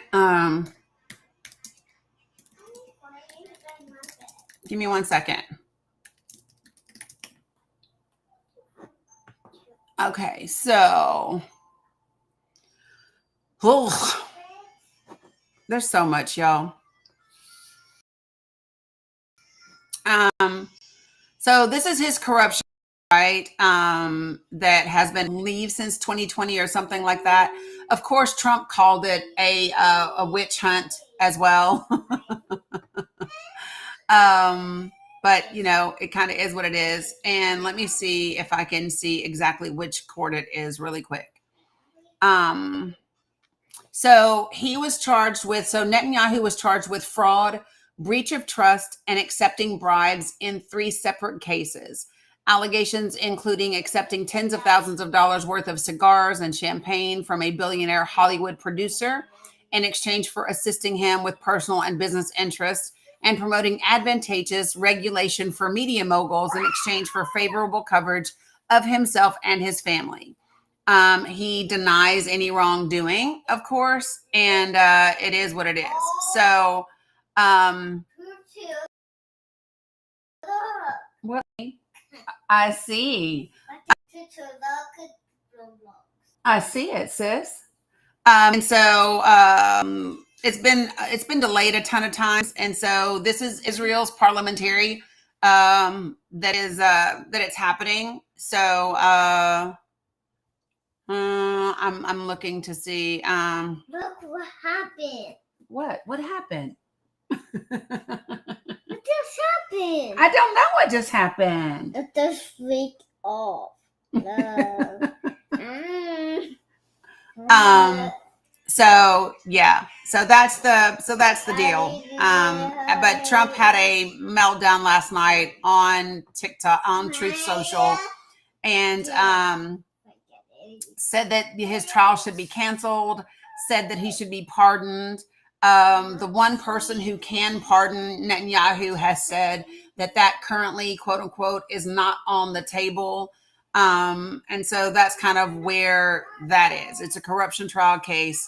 And there it is, right? I personally would like to, I personally would like to see him be tried in world court for what's happening in Palestine, what's happening with Gaza and with aid, and things like that. Like, I just think that should be done. And so for people who say to me, that holding Israel's leadership accountable is anti-Semitic, no, it's not. I support people practicing whatever religion that they want to practice. Okay. I also believe in holding world leaders and leaders accountable for the things they do. Period. I don't care what religion you are. That religion does not excuse you from doing that, right? And so it's really important that people understand that. And yeah, I mean, I'm just saying, folks, we have to get to this place where it doesn't matter what party you belong to. It doesn't matter. No, Vike, that was not real. That was a bot. That's not the way that violations from TikTok come across. So no, that was just a bot. Which, let me just tell you, if those are coming back now, that tells me for sure somebody doesn't like the reach that we have and what's happening here. Yeah, Melly Mel, that's me. You should always question leadership. You should always hold them accountable. You should always do that. And it doesn't matter what party they belong to. It doesn't matter what faith they practice. It does not matter, because human beings take priority over everything else, y'all. Human beings have to come first in all things and in all ways. It's just that simple. We have to get to this place where we stop putting corporations in front of people, and we have to stop using business as an excuse to treat people as subhuman. It is not just business. You got it? Like, I keep saying this and I'm going to say it again. All right. So let me just tell you.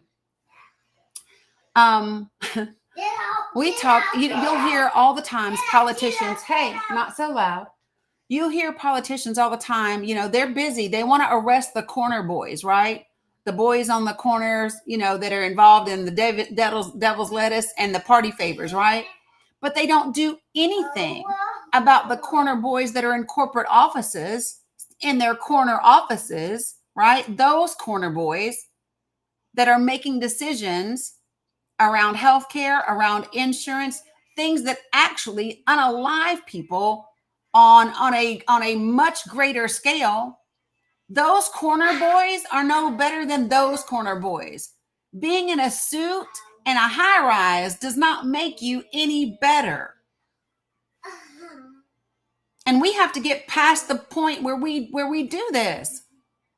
I am so tired of seeing civil penalties and no criminal penalties for the things that corporations do. Even in the bank situation.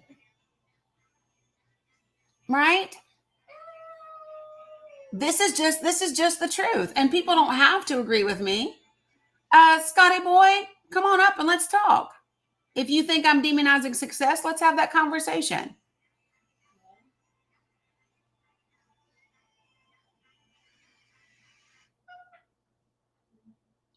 I sent you a direct invitation, Scotty boy.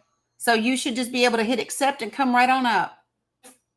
And if you don't see that invitation, you can click the little request button. You can click the little pink and blue people. There's several different ways to find yourself on my panel. Feel free to do so. Let me tell you something. When it comes to somebody sitting in a corner office, making decisions for 200% growth over the lives of people, yeah, I have an issue with that. Hey, are you able to hear me? Yeah, I can hear you. What you got, Scotty? I think, two things can be true at the same time. I think that there are good people in suits, so I think it's a very blanket and general.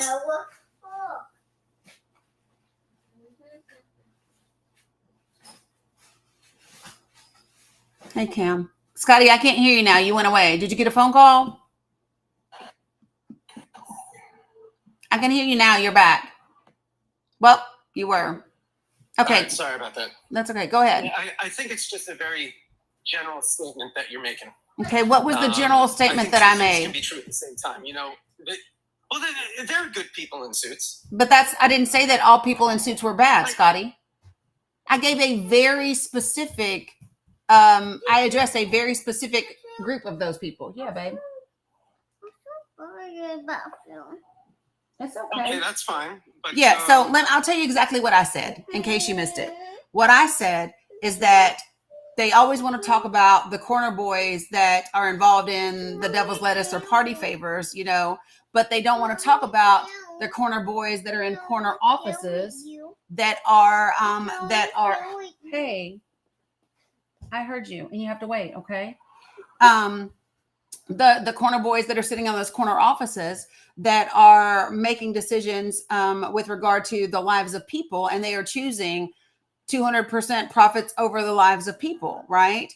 When they are putting those types of things above people's health and well-being, and I specifically mentioned like healthcare and insurance and things like that, that's a problem. And so that's what I said.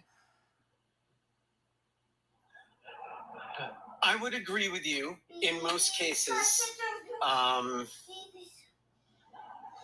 that people are going to do what's in their self-interest, okay? If they're working for a company or they own a company or whichever, the people that are running those companies are going to do what's in their self-interest. So in many cases, probably a majority of the cases, I would agree with you. The problem for me is that when it comes to figuring out those solutions, a lot of people, they start relying on government to fix it. And so if we're going to talk about healthcare, for instance, you were talking about that before, or like, I remember when healthcare only cost me a few $100 and I'm a family of 5 and everything was privatized. It was great.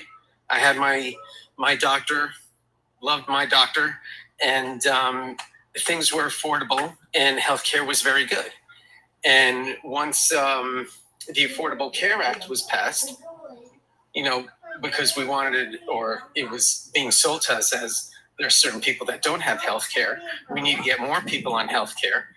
So they passed the Affordable Care Act, which forced everybody to buy into it in order to fund it as a mandate.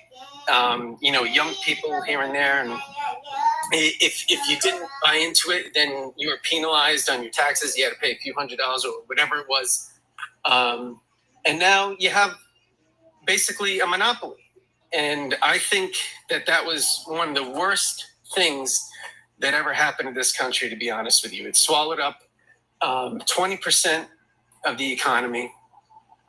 There's not a lot of competition anymore. And healthcare has gone through the roof. And you don't really have many more people on healthcare or provided healthcare with than you did before. It was just a way, as you explained, for some of those people in the suits, and certain people benefited from that. Okay, so a couple of things. You know where I'm coming from? So let me address. I'll finish it with this. So, like, for example, like an insurance company that is in bed with the government, and the government says, hey, you know, we're going to mandate that everybody buy your product. Who's going to say no to that? And now they don't have any competition. So things are much worse now, in my opinion, when it comes to healthcare than it was before. And I don't know how many people remember it, but I do. And Okay. it's not as good. So let me just a few things, okay? The individual mandate, which required most individuals, not all individuals, but most individuals to have health insurance or pay a penalty, was eliminated in the federal level in 2019. So it's not a thing. It doesn't exist. 45 million people now have insurance through the Affordable Care Act that could not previously get it. There were millions of people with pre-existing conditions, including giving birth. Giving birth can be a pre-existing condition, right? And so those people were just simply not able to get health insurance at all previously, especially people with autoimmune diseases and things like that, right? So when we talk about, you know, it didn't benefit people, there's 45 million people who would disagree with you. 100%, right? Now, if you want to be angry about having to pay more, then that would be a decision of your insurance company. And this is what I mean by that, right? Insurance companies don't have to have 300% growth every year, right? And hundreds of billions of dollars to supply insurance to people. They could choose. They could choose to have 100% growth in a year instead of 300% growth, right? They could choose that. They'd still be making more than enough money. They'd still have, more money than the majority of Americans, and more people would live because they would be able to go to hospitals. Now, do you know what else would happen? I think you're assuming a lot. No, I'm not. Give me Honestly, just a minute and let me finish. Well, yeah, go ahead. Yeah. So, because the other thing that the Affordable Care Act did by allowing more people to have insurance is it actually provided the ability for hospitals to make more money, and even in some cases for states to make more money. And here's what I mean by that. So regular Medicaid, the reimbursement rate is somewhere between, to hospitals, is somewhere between 50 and 77%, right? Well, under the Affordable Care Act, that reimbursement rate is 90%.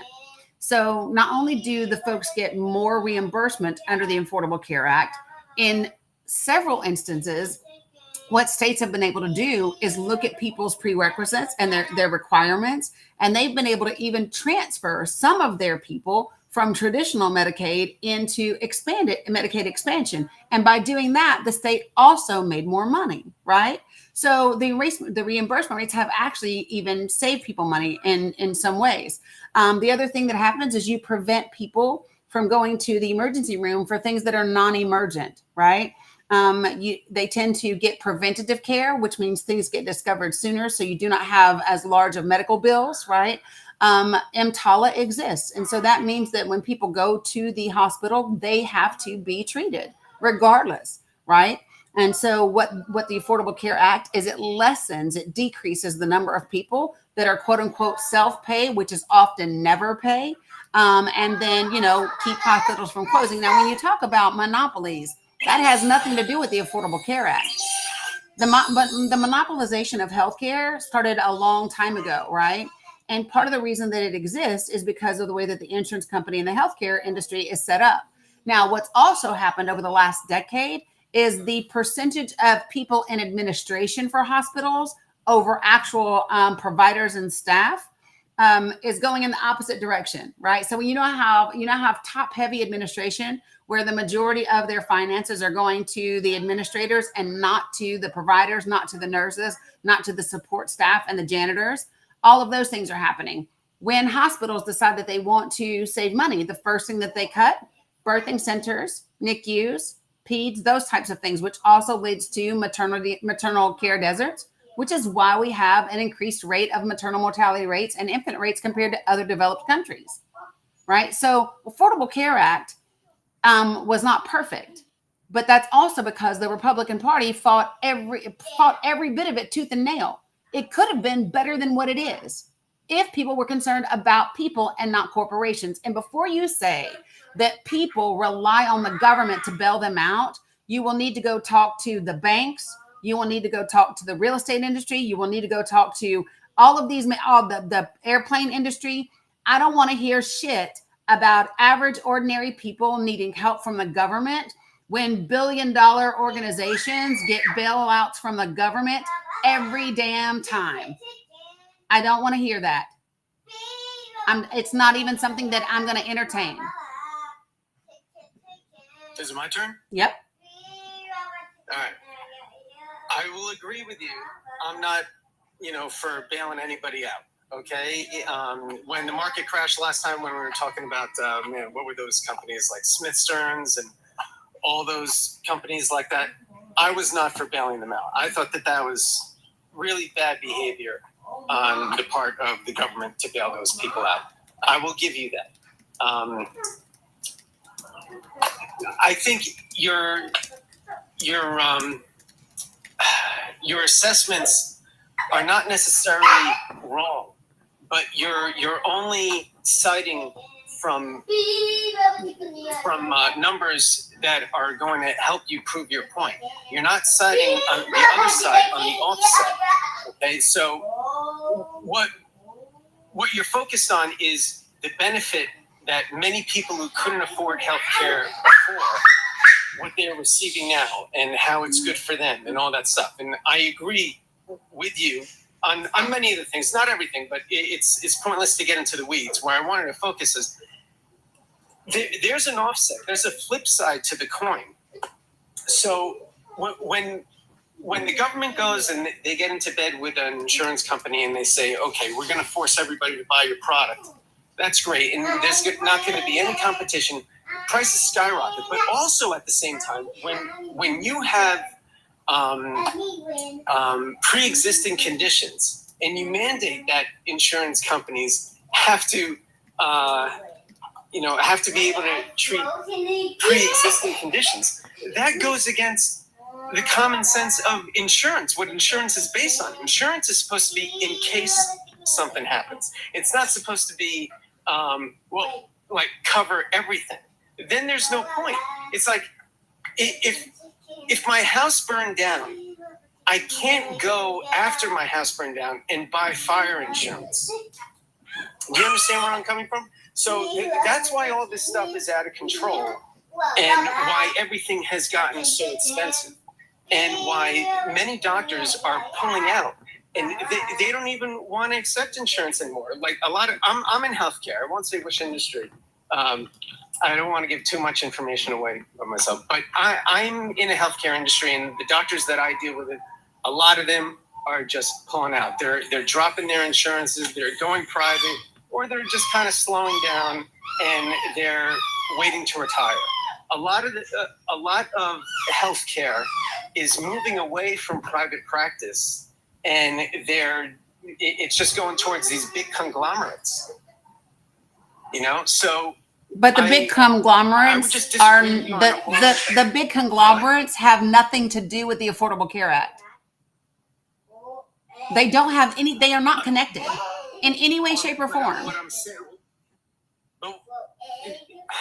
whether they do or whether they don't, it's not the point. The point is, this is the consequence of how the government in the United States has decided to handle healthcare. We already had examples of socialized healthcare, like the VA, like Medicaid. The VA is a very good example. The VA, not run very well. Okay, people wait a very long time. They don't get the care that they necessarily need, or maybe they get it too late. They're not happy with it. That was one of the best things, in my opinion, that Donald Trump did during his first term, and I was so happy that he did. I was really cheering for him on this one.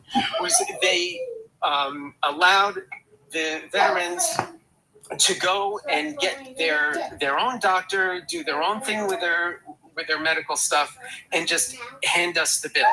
And that's really the way I prefer it. I don't like government run healthcare. I actually don't really like government run anything. I'm a limited government kind of guy because government screws things up. When you have other people handling other people's money, it's the worst. So I need to hold. I'm sorry for interrupting, but I need to address something because I'm a veteran who gets her health care from the Veterans Administration. The Mission Act, which is what Donald Trump did during his administration, is not what allowed veterans to seek their care outside of the VA. That was the Choice Act that was started under the Obama administration. What the Mission Act did was expound upon that and continue it, which was great, but it did not originate with Donald Trump. It originated under Barack Obama. That's the difference. So it's the Donald Trump did that was different than what Obama did. Yes, the Mission Act was under Obama. I mean, the Choice Act was under Obama, and the Mission Act was done under Donald Trump. Okay, but I'm asking, what was it? What was the mission? So the Choice Act allowed veterans to seek care from non-VA providers under certain conditions, such as long wait times and VA facilities, or living far away from a VA medical center. Okay, the Mission Act is. Hey, what happened? Oh, I think she died in her game. So sorry. So it's basically the same thing. They get to see non-VA providers in the community. Hold on. And it consolidated community care programs. They are literally the same. They are literally the same thing, just called different things. And one might have added something, blah, blah, blah, blah, blah. But no, the Choice Act, which was the original allowing people to get care outside the VA, that was done under Barack Obama. What? Wait 1 minute, So please. there's no difference between. There's no difference. I'm sure if you dig into them, they're going to be. Listen, they both did just about the same thing. If you look at them side by side, so hold on. Let me see if I can find.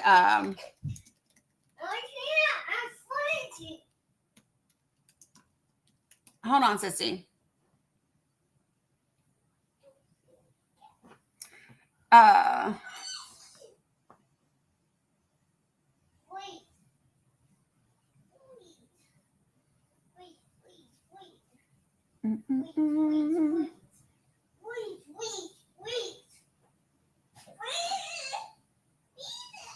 Yeah, like it's literally the same thing.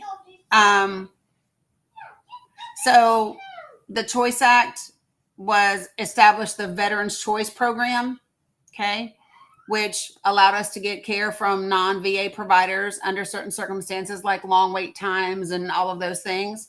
And then it provided funding to improve the VA healthcare system, and it required public higher education institutions to offer in-state tuition to veterans and their dependents regardless of residency. The Mission Act just changed the Veterans Choice Program and named it the Community Care Program. So like they took what was being done under Veterans Choice, named it Community Care, and then they expanded and increased the participation in the network. That's it. But it's a lot. Because the Choice Care so let me just tell you, dude. No, it was not limited. Listen, Scotty, it changed nothing in my care. It changed nothing in my care, and I'm a fucking veteran. Please don't tell me. Do you know what actual piece of legislation has had the greatest impact on veterans? Newsflash, neither one of these. It was the PACT Act done by Joe Biden. That's actually the piece of legislation that helped veterans out more than anything else. Neither one of them. The PACT Act did. And what did the PACT Act do? Oh, dear God. Well, you didn't say what it did, so educate me. So the PACT Act allowed veterans, oh my God, who could be, so let's, for example, if I wanted to go and I wanted to get connected because I was stationed in the side of a mountain in Korea, I could do that. If my mom applies for my dad's Agent Orange that he died from at 32 in Vietnam, she can get survivor's benefits. It opened the door for a lot of veterans. Burn pits, exactly, Jen Penn. It covers a ton of things. So if you want to read up on the PACT Act, feel free to do that. But I'm literally a veteran that uses the system. So, and I wish Sunny was back from her cruise. Literally one of my subscribers works for HEC, which is actually who's over the entire benefits, healthcare benefits for veterans. So I'm just telling you. Yep. Thank you guys. Talk exposure, hypertension, expanded. Thank you. The PACT Act has been the most beneficial piece of legislation. Yep. Asbestos is too. Thank you, Navy vet. So that's what it did.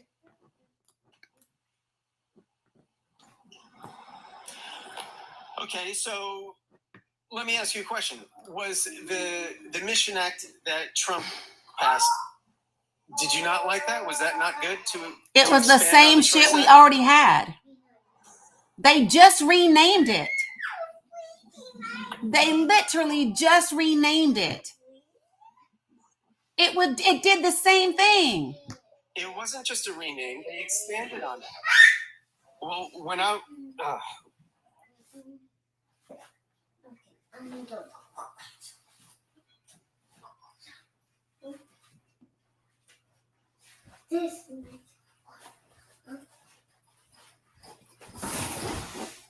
Be careful, sissy.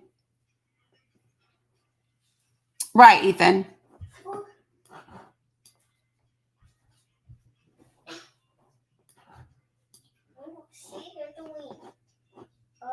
Hey, Swells, what's up, hon? He's Googling. So just let him Google. Am I on? Are you able to Yeah, hear me? you're back now. You were teacupping.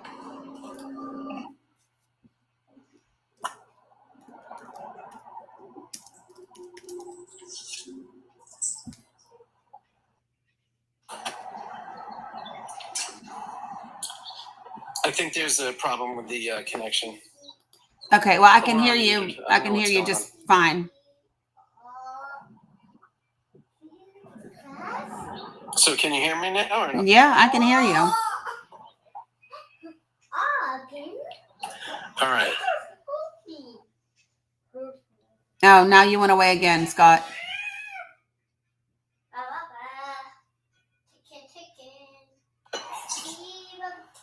Well, good luck to you. Looks like there's not much of a debate here when you keep getting muted. I'm not touching you. Nobody is muting you. Like literally no one is muting you. What the fuck?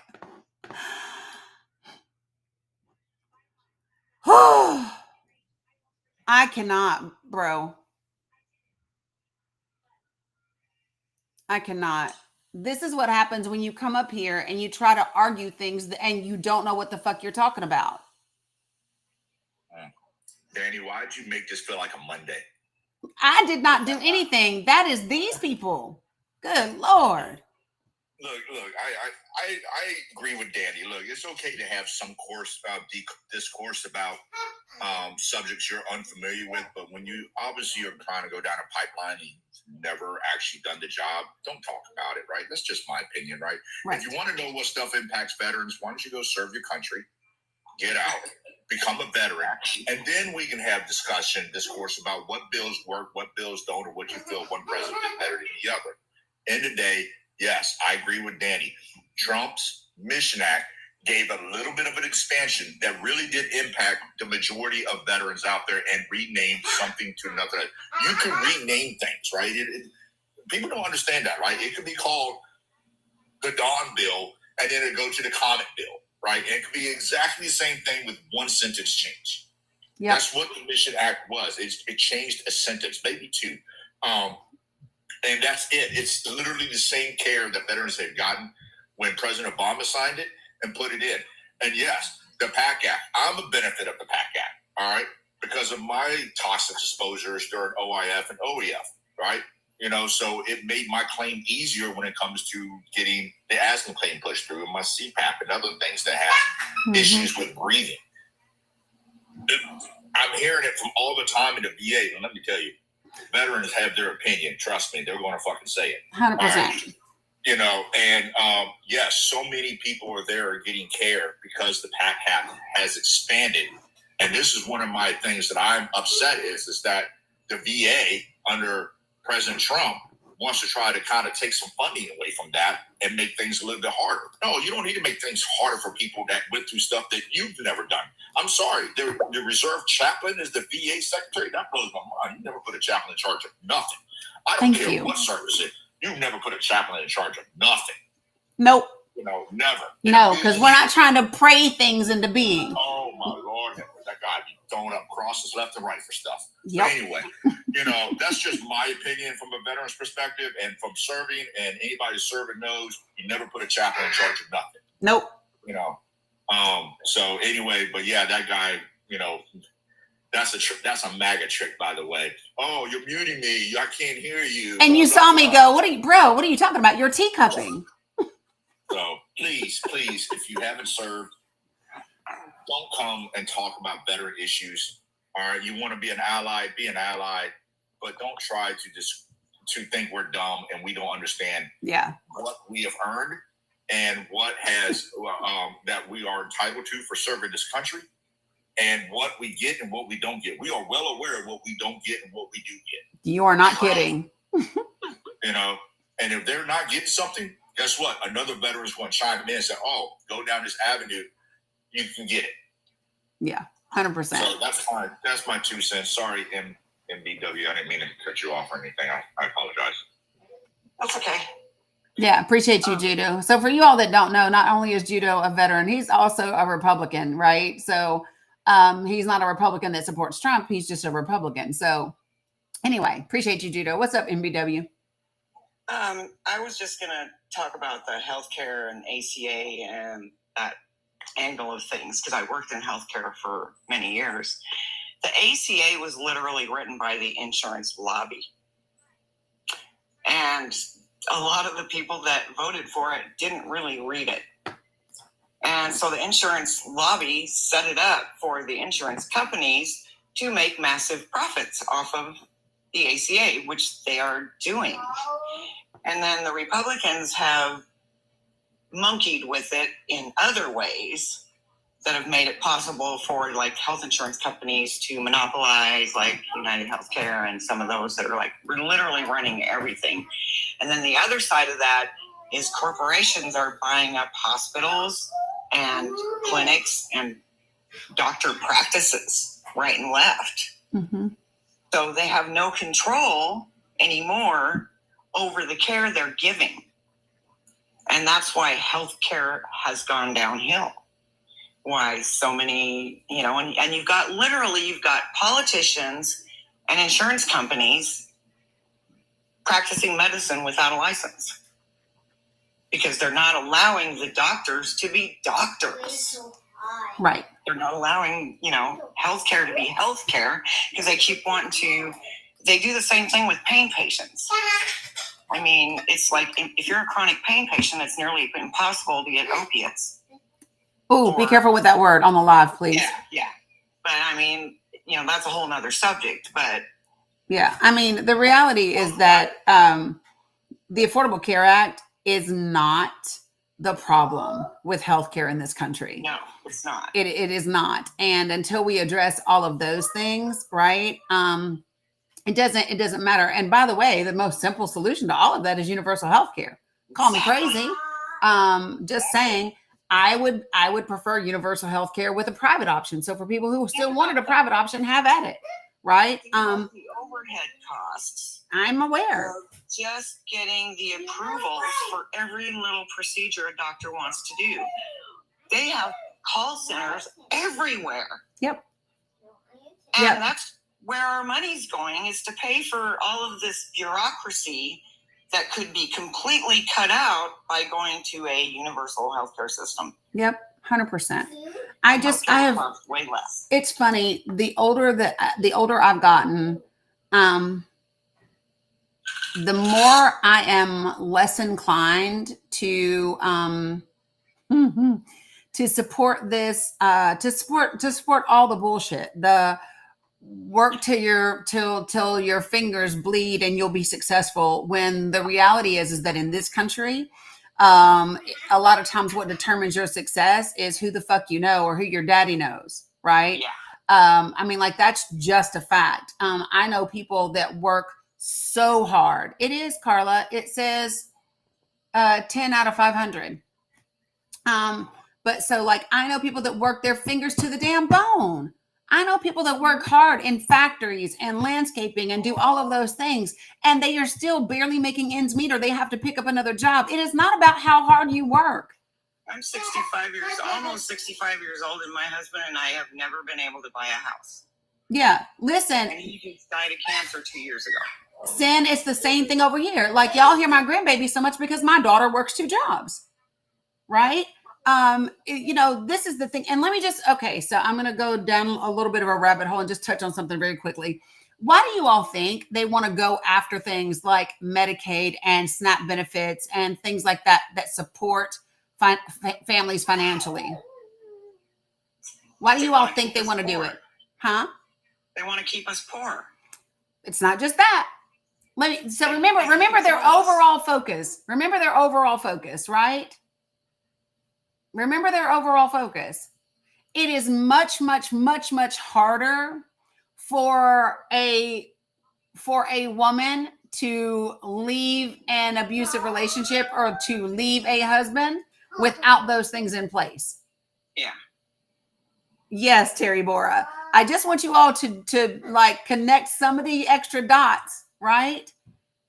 If you take that away, I want you to think about how many women in this country rely on those things in addition to working, because what we know is that 70% of the people on Medicaid also work, right? Yep. And I'm just saying the idea is to get your ass back in the kitchen with a man telling you what to do, having somebody's damn baby, right? Yes. And that's it. Yep. Absolutely. So I'm just here And to they want to put all the brown people in prisons and labor camps and have them do all of the work that they were already doing as migrants. Yep. And pay them even less. 100%. So I'm just telling y'all that if you want to know why people are in the streets, it's because, see, here's the thing. When you were doing this shit backdoor, got it? And people couldn't see it in front of their faces all the time, that was one thing. But when you put it out in front of everybody, right? And you put it in a damn 900-page playbook, and people actually take the time to read it, or they at least get the Cliff Notes version, don't be surprised when they take their asses out to the street and they protest. Don't be surprised when they run for office and vote you out. Don't be surprised. And that's where we are. Just saying. So I appreciate you, Debbie. I want to say it's Heather, but yeah, okay. Heather. I appreciate you. The mayhem by Yep. women thing. Yep. But I appreciate you very much. Exactly. And we're not going to it. We're not going to do it, Metal Rabbit, at all. So there are, I've got like little notes over here. So can I just give a few high points about this thing with NATO? Okay. I just want to give a few high points.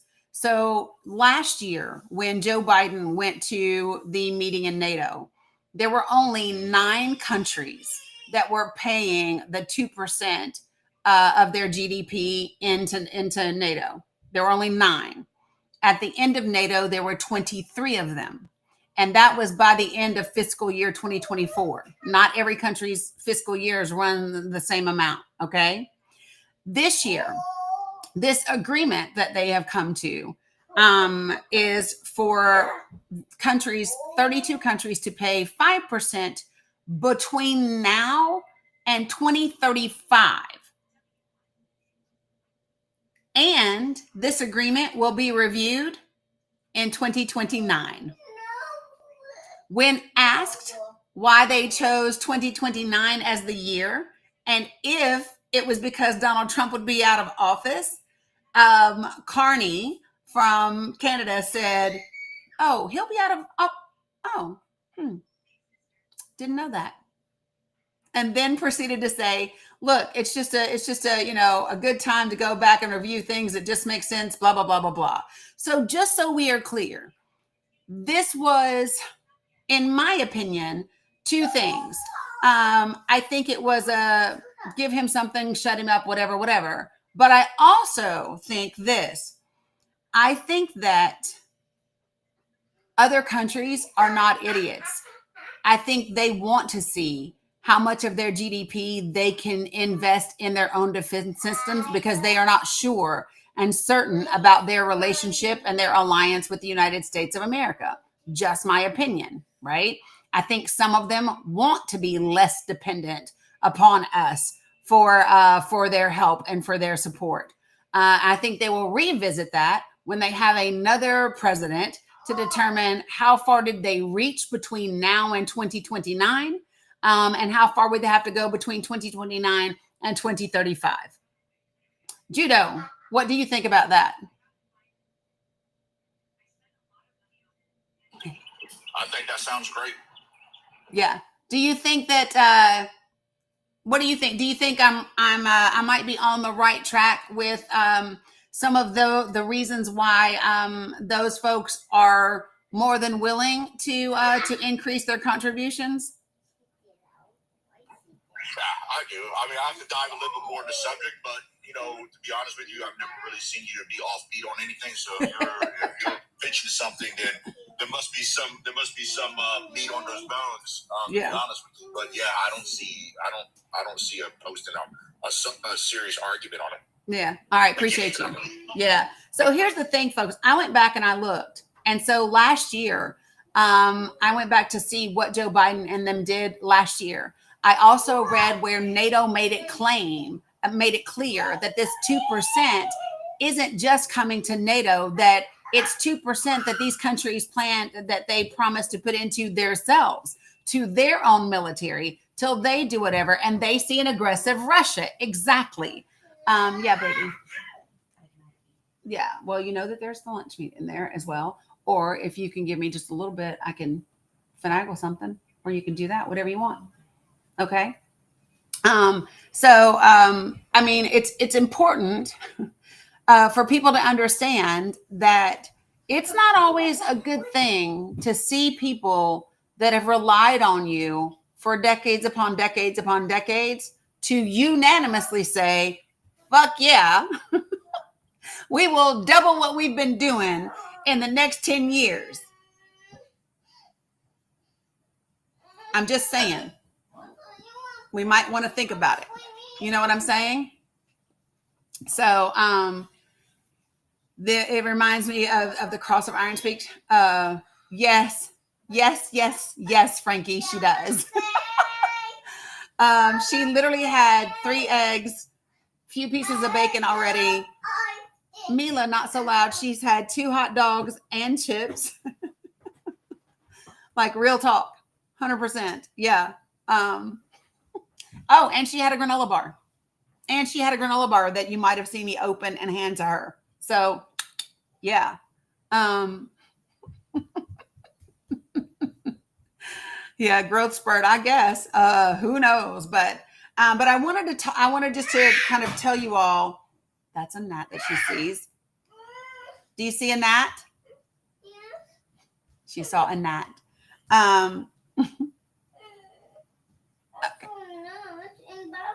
You saw a gnat? Okay, let me come help you. Can I get somebody to just fill in for me just really, really quickly while listen, y'all, she does not do any bug whatsoever.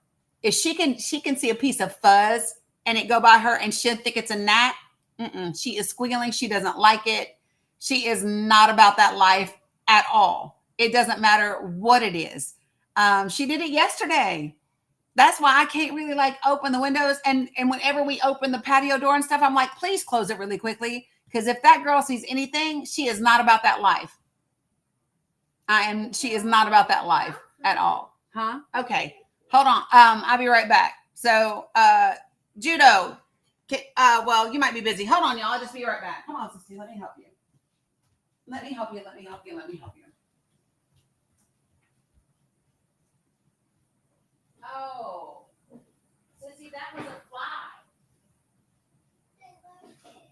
Yeah, you didn't like it? I know. Well, it's just a fly. Sometimes flies come in the house, babe. I know you don't like them, but it won't hurt you. It's actually scared of you. Did you know that? A fly is actually scared of you. Yeah. Go ahead. Yeah, it is. Go ahead. You can go now. You can go now. Good Lord, it was a fly. I said, the fly is scared of you. She said, the fly not scared of me. I'm scared of it. So funny. So funny. We already talked about Netanyahu. I do want to talk about this thing that I think is a little crazy. So I don't know if you all heard them talking about the fact that they are upset that the DIE report was leaked to the press, where the Pentagon said that that Iran's stuff was only set back a matter of a couple of months, that there was no significant, whatever. Okay, so they were very mad about whoever leaked that. And so while they You've got it. It's in there beside you. You put it on the floor. Well, hold on. Hey, Dominic, can you hand her? Okay, well then, listen, sis. Tutu's got to finish. What? Well, no, you have to wait because I'm working. Okay. So anyway, yeah, they called it a leak, right? But then what they've said is that they're going to investigate it, right? But without any evidence of where the leak came from, they have now said that they are going to limit the information that is provided to Congress. Y'all, that is a big, huge waving red flag for me. That is a big, huge waving red flag. Because there should not be anything withheld from Congress, right? I don't like that. So it's incredibly important. They want to, I don't know that it's consolidating power. What I think they want to do, right, it's totally unconstitutional. And so I think you're going to see some folks that are going to challenge that and probably win, right? But yeah, that's what they want to do, but with no evidence that says that that's where the leak came from. That is something else that senators and representatives need to be reminded that it is their job to oversee what's happening. And that it's their job to stand up and use what, I don't know, Reg. I would imagine, but I don't know for sure. And then the last thing, just because I thought we would end on a funny note, if you guys are okay with that. So the last thing is, how many of you all saw the videos or read the reports about the person who was seated behind Matt Gaetz, but over to the left, who videotaped Matt Gaetz texting with his mama?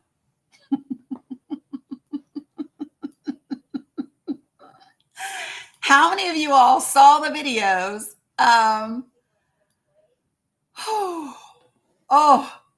Okay. If you want a good chuckle, go check it out. So apparently he's texting with his mama, and she is telling him to be careful about criticizing Donald Trump, about Iran, and all of those other things. And yes, it was really his mom. And the way you know that it was really his mother and that these texts were real is he actually tweeted about it. And he said, apparently, hold on, let me see if I can find it for you, because I have so many damn things pulled up. It is, hold on. I can't believe how many tabs I have open. I need to fix this. I have so many things that are open. Hold on, y'all. This is, okay, so it's not going to be on this one. Hold on, y'all. I'm going to get there. I promise. That is fact. Okay, it should be right in here.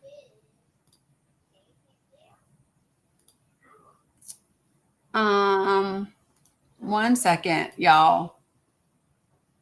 Oh, here it is. I got it. I'm so excited right now. So he actually even tweeted, apparently someone sitting behind me on a flight recorded me without my knowledge. They found me texting my mother about news of the day, family finances, and working on my laptop. Please let this be a reminder to everyone to call your mother, in all caps. And then he goes, and maybe get a screen protector. And maybe get a screen protector. I was rolling. So here's so let me just tell you. So here's what happened. So Matt Gaetz was writing to his mom and said, remember, these wars are always popular at first, but history turns, right? He then suggested to his mom that she worry about her children's careers and financial well-being instead. And then he also wrote, quote, I'm trying to guide him, not criticize him. And then he said, guiding DJT always includes a private and public component. I know how to do it, end quote. At different points in the conversation, his mom said some interesting things. She says to him, your career in Congress is already over. Quote, let's not mess up the media gig, end quote.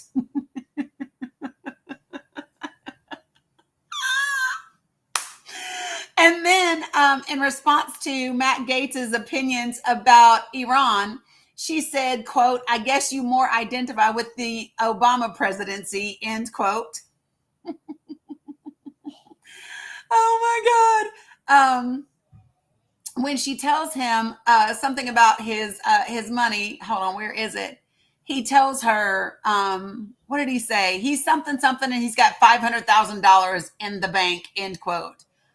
Because she was telling him don't get jacked up and lose his show. So anyway, I just thought, this is a find the positive or win, or at least find the chuckle. But I literally cried reading this the first time because, and they were asking, because he said his eyesight has gotten bad because the font is super, super big, which is why you can see it so well. When the user posted it, it said, quote, you're sitting behind Matt. Oh, point of view. You're sitting behind Matt Gaetz and he's texting his mommy.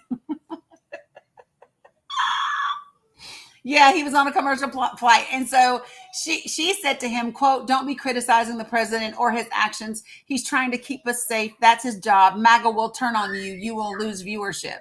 Your days in Congress are over. Let's not mess up the media gig. And then Matt said, I'm trying to guide him, not criticize him. And then he says, quote, I've never been freer to share my views, and I'll continue to do so. I think about the people who cheered for the Iraq war because they like Bush. Those people have red stuff on their hands. And then he said to her, quote, guiding DJT always includes a private and public component. I know how to do it. And then when they started to talk about his finances, she said, quote, how many times do you want to hit the wall? And he replied and said, quote, I'm a happily married man with a son on the way, 2 penthouse condos, a 1-to-1 real estate asset to debt ratio, and $500K in my bank account cash, end quote. And so on the topic of Iran, he said, quote, the Islamic Republic has been 3 months away from a new since 1992. He ain't wrong about that, right? And so, yeah, that's what happened. So there's an article about it on MSN. There's an article on, of course, the New York Post. But there's screenshots of him actually acknowledging that it is real. And he tweeted it out on X. Oh, sorry, River Ray. Boom, boom. A new boom, boom. What the hell? What would I know? Okay. So anyway. All right. So really quickly, these will be the last folks that I bring up on the panel. So you three will be my last. So Island Grams, Michael David, and Maharian of my house. If you all did not request to come up, please let me know and I will drop you down. When I bring you up, please put yourself on mute until I can get to you, please. All right. Yeah, the cloud boom boom, Dax. Oh, hold on.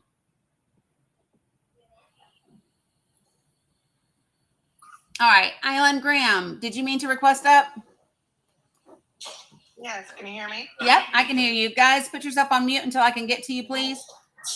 What you got for me, Island Graham? Oh, I was just going to make a quick comment. When you had that gentleman up earlier talking about the VA. You didn't? Okay. Yes. It just made me think of my father-in-law, who's no longer with us, but he never used his VA stuff. He was in the Coast Guard, and until he was battling cancer and stuff, and some of his doctors, there were certain treatments and everything else, and then they finally mentioned to their doctor that he had belonged to the Coast Guard and stuff, so he could go do VA stuff. The hospital was too far from him and everything. Mm-hmm. And so at that time they let him know, well, you can get coverage and stuff. So he thought because Trump was in office then and him still first finding out about they could choose a doctor and, do something and get benefits, that it was all from Trump. It's because they watch Fox News and Newsmax and all that. So it's so crazy on some of these vets think that they don't understand who actually provided certain care. So that's all I was going to Yep, 100%. They 100%. gave all the credit to Trump, and I had to go Google and read and say certain stuff. And, and they don't like that. Or, he's, rest in peace, he's passed. But, and then they were all upset when Biden was in before he passed because they thought their deductible was going way, way up. And they were all freaked out and stressed. And my husband said, the presidency has nothing to do with that. It's not Biden. It's not this, and he tried to explain everything. And it's like, you need to call your insurance and blah, blah, blah. So a few months later, after that happened, then it didn't go up.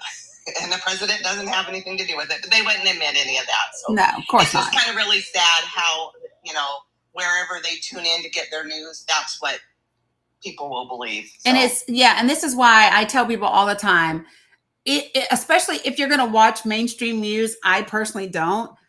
But if you're going to, please make it a point to go to more than one site and different leaning sites.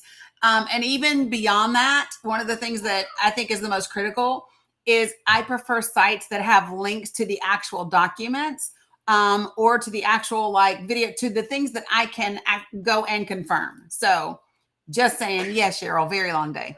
Yep. Yeah, but exactly. It's just, it's just sad that even your own loved ones, they won't even listen to their children because they're so set on their ways. So he got what is needed. That's all we cared.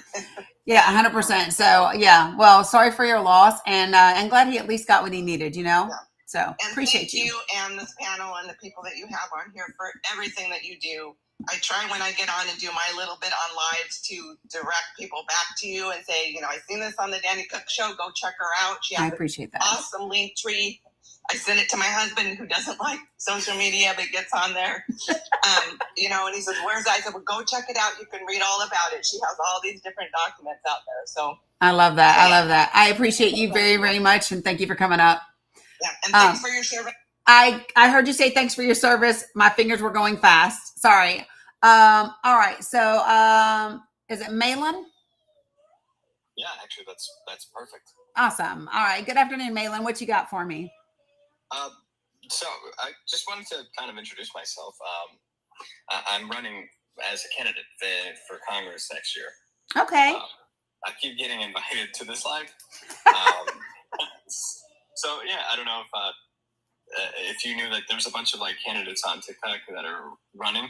I'm kind of part of that, but I'm running as a Democrat in District 21 in New York. Okay, awesome. So I think probably what they wanted you to do, I think you sent him to me, Bree. Okay, got it. So here's what District 21 in New York, Linda, that's what he said.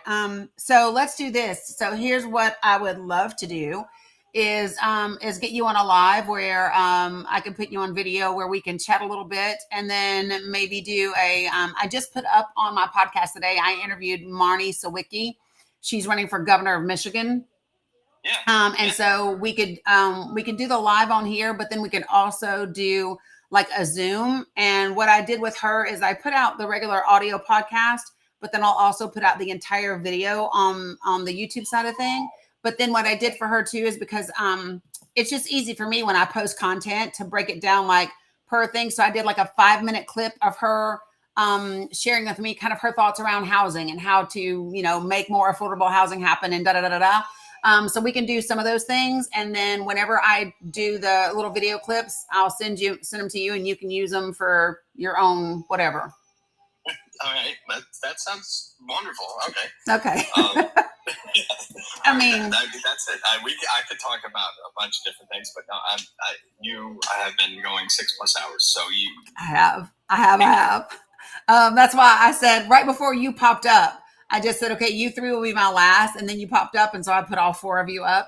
But yeah, because it is 6+ hours. So, but let's do this. So, tell me when your day is like the most open, because honestly, I could have you do the live portion of it with me tomorrow, if you want, or if another day is better, let me know. Pretty much every day right now. I got fired for my political views. Oh, wow. So let's any day I'm free. Okay, so I'm gonna be live tomorrow. Do me how can I do this? Here's what I'm gonna do is I will follow you back, and then I will have to do this like super quickly. Because if I don't, I'll forget. But here's what I'm going to do is, so when I get off here, I will direct message you my email address. If you want to send me like a headshot or whatever, so that I can post that you'll be on with me tomorrow. I'll be live probably around 10 o'clock. You can come in absolutely whenever you want to. If you want to pick a time now, let me know, and I'll put it on what I post that you're going to join me during that time. Okay, perfect. Okay, cool. And what's the website for your campaign?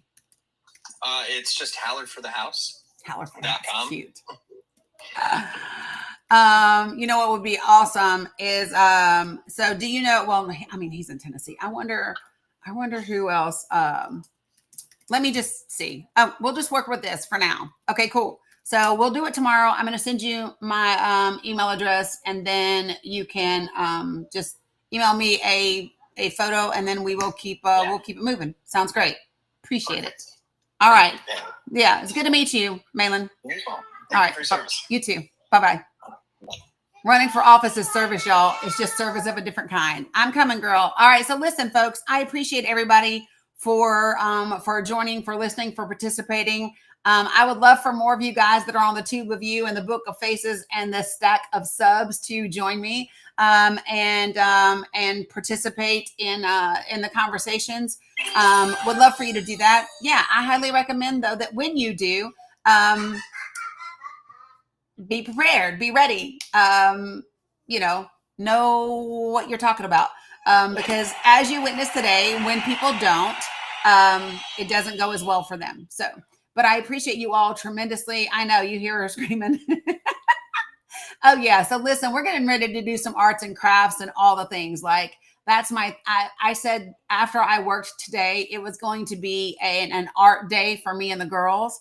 And then I'll come back and do some more work. Also, please go check out the podcast. It is anywhere that you can listen to a podcast, The Dani Cook Show. A new episode is up today. There's usually 2 episodes out in a week. Yeah. Well, girl, we can plug it up. So that's what we're going to do. I appreciate you very, very much. Take care of yourselves, and I will see you all tomorrow. Bye.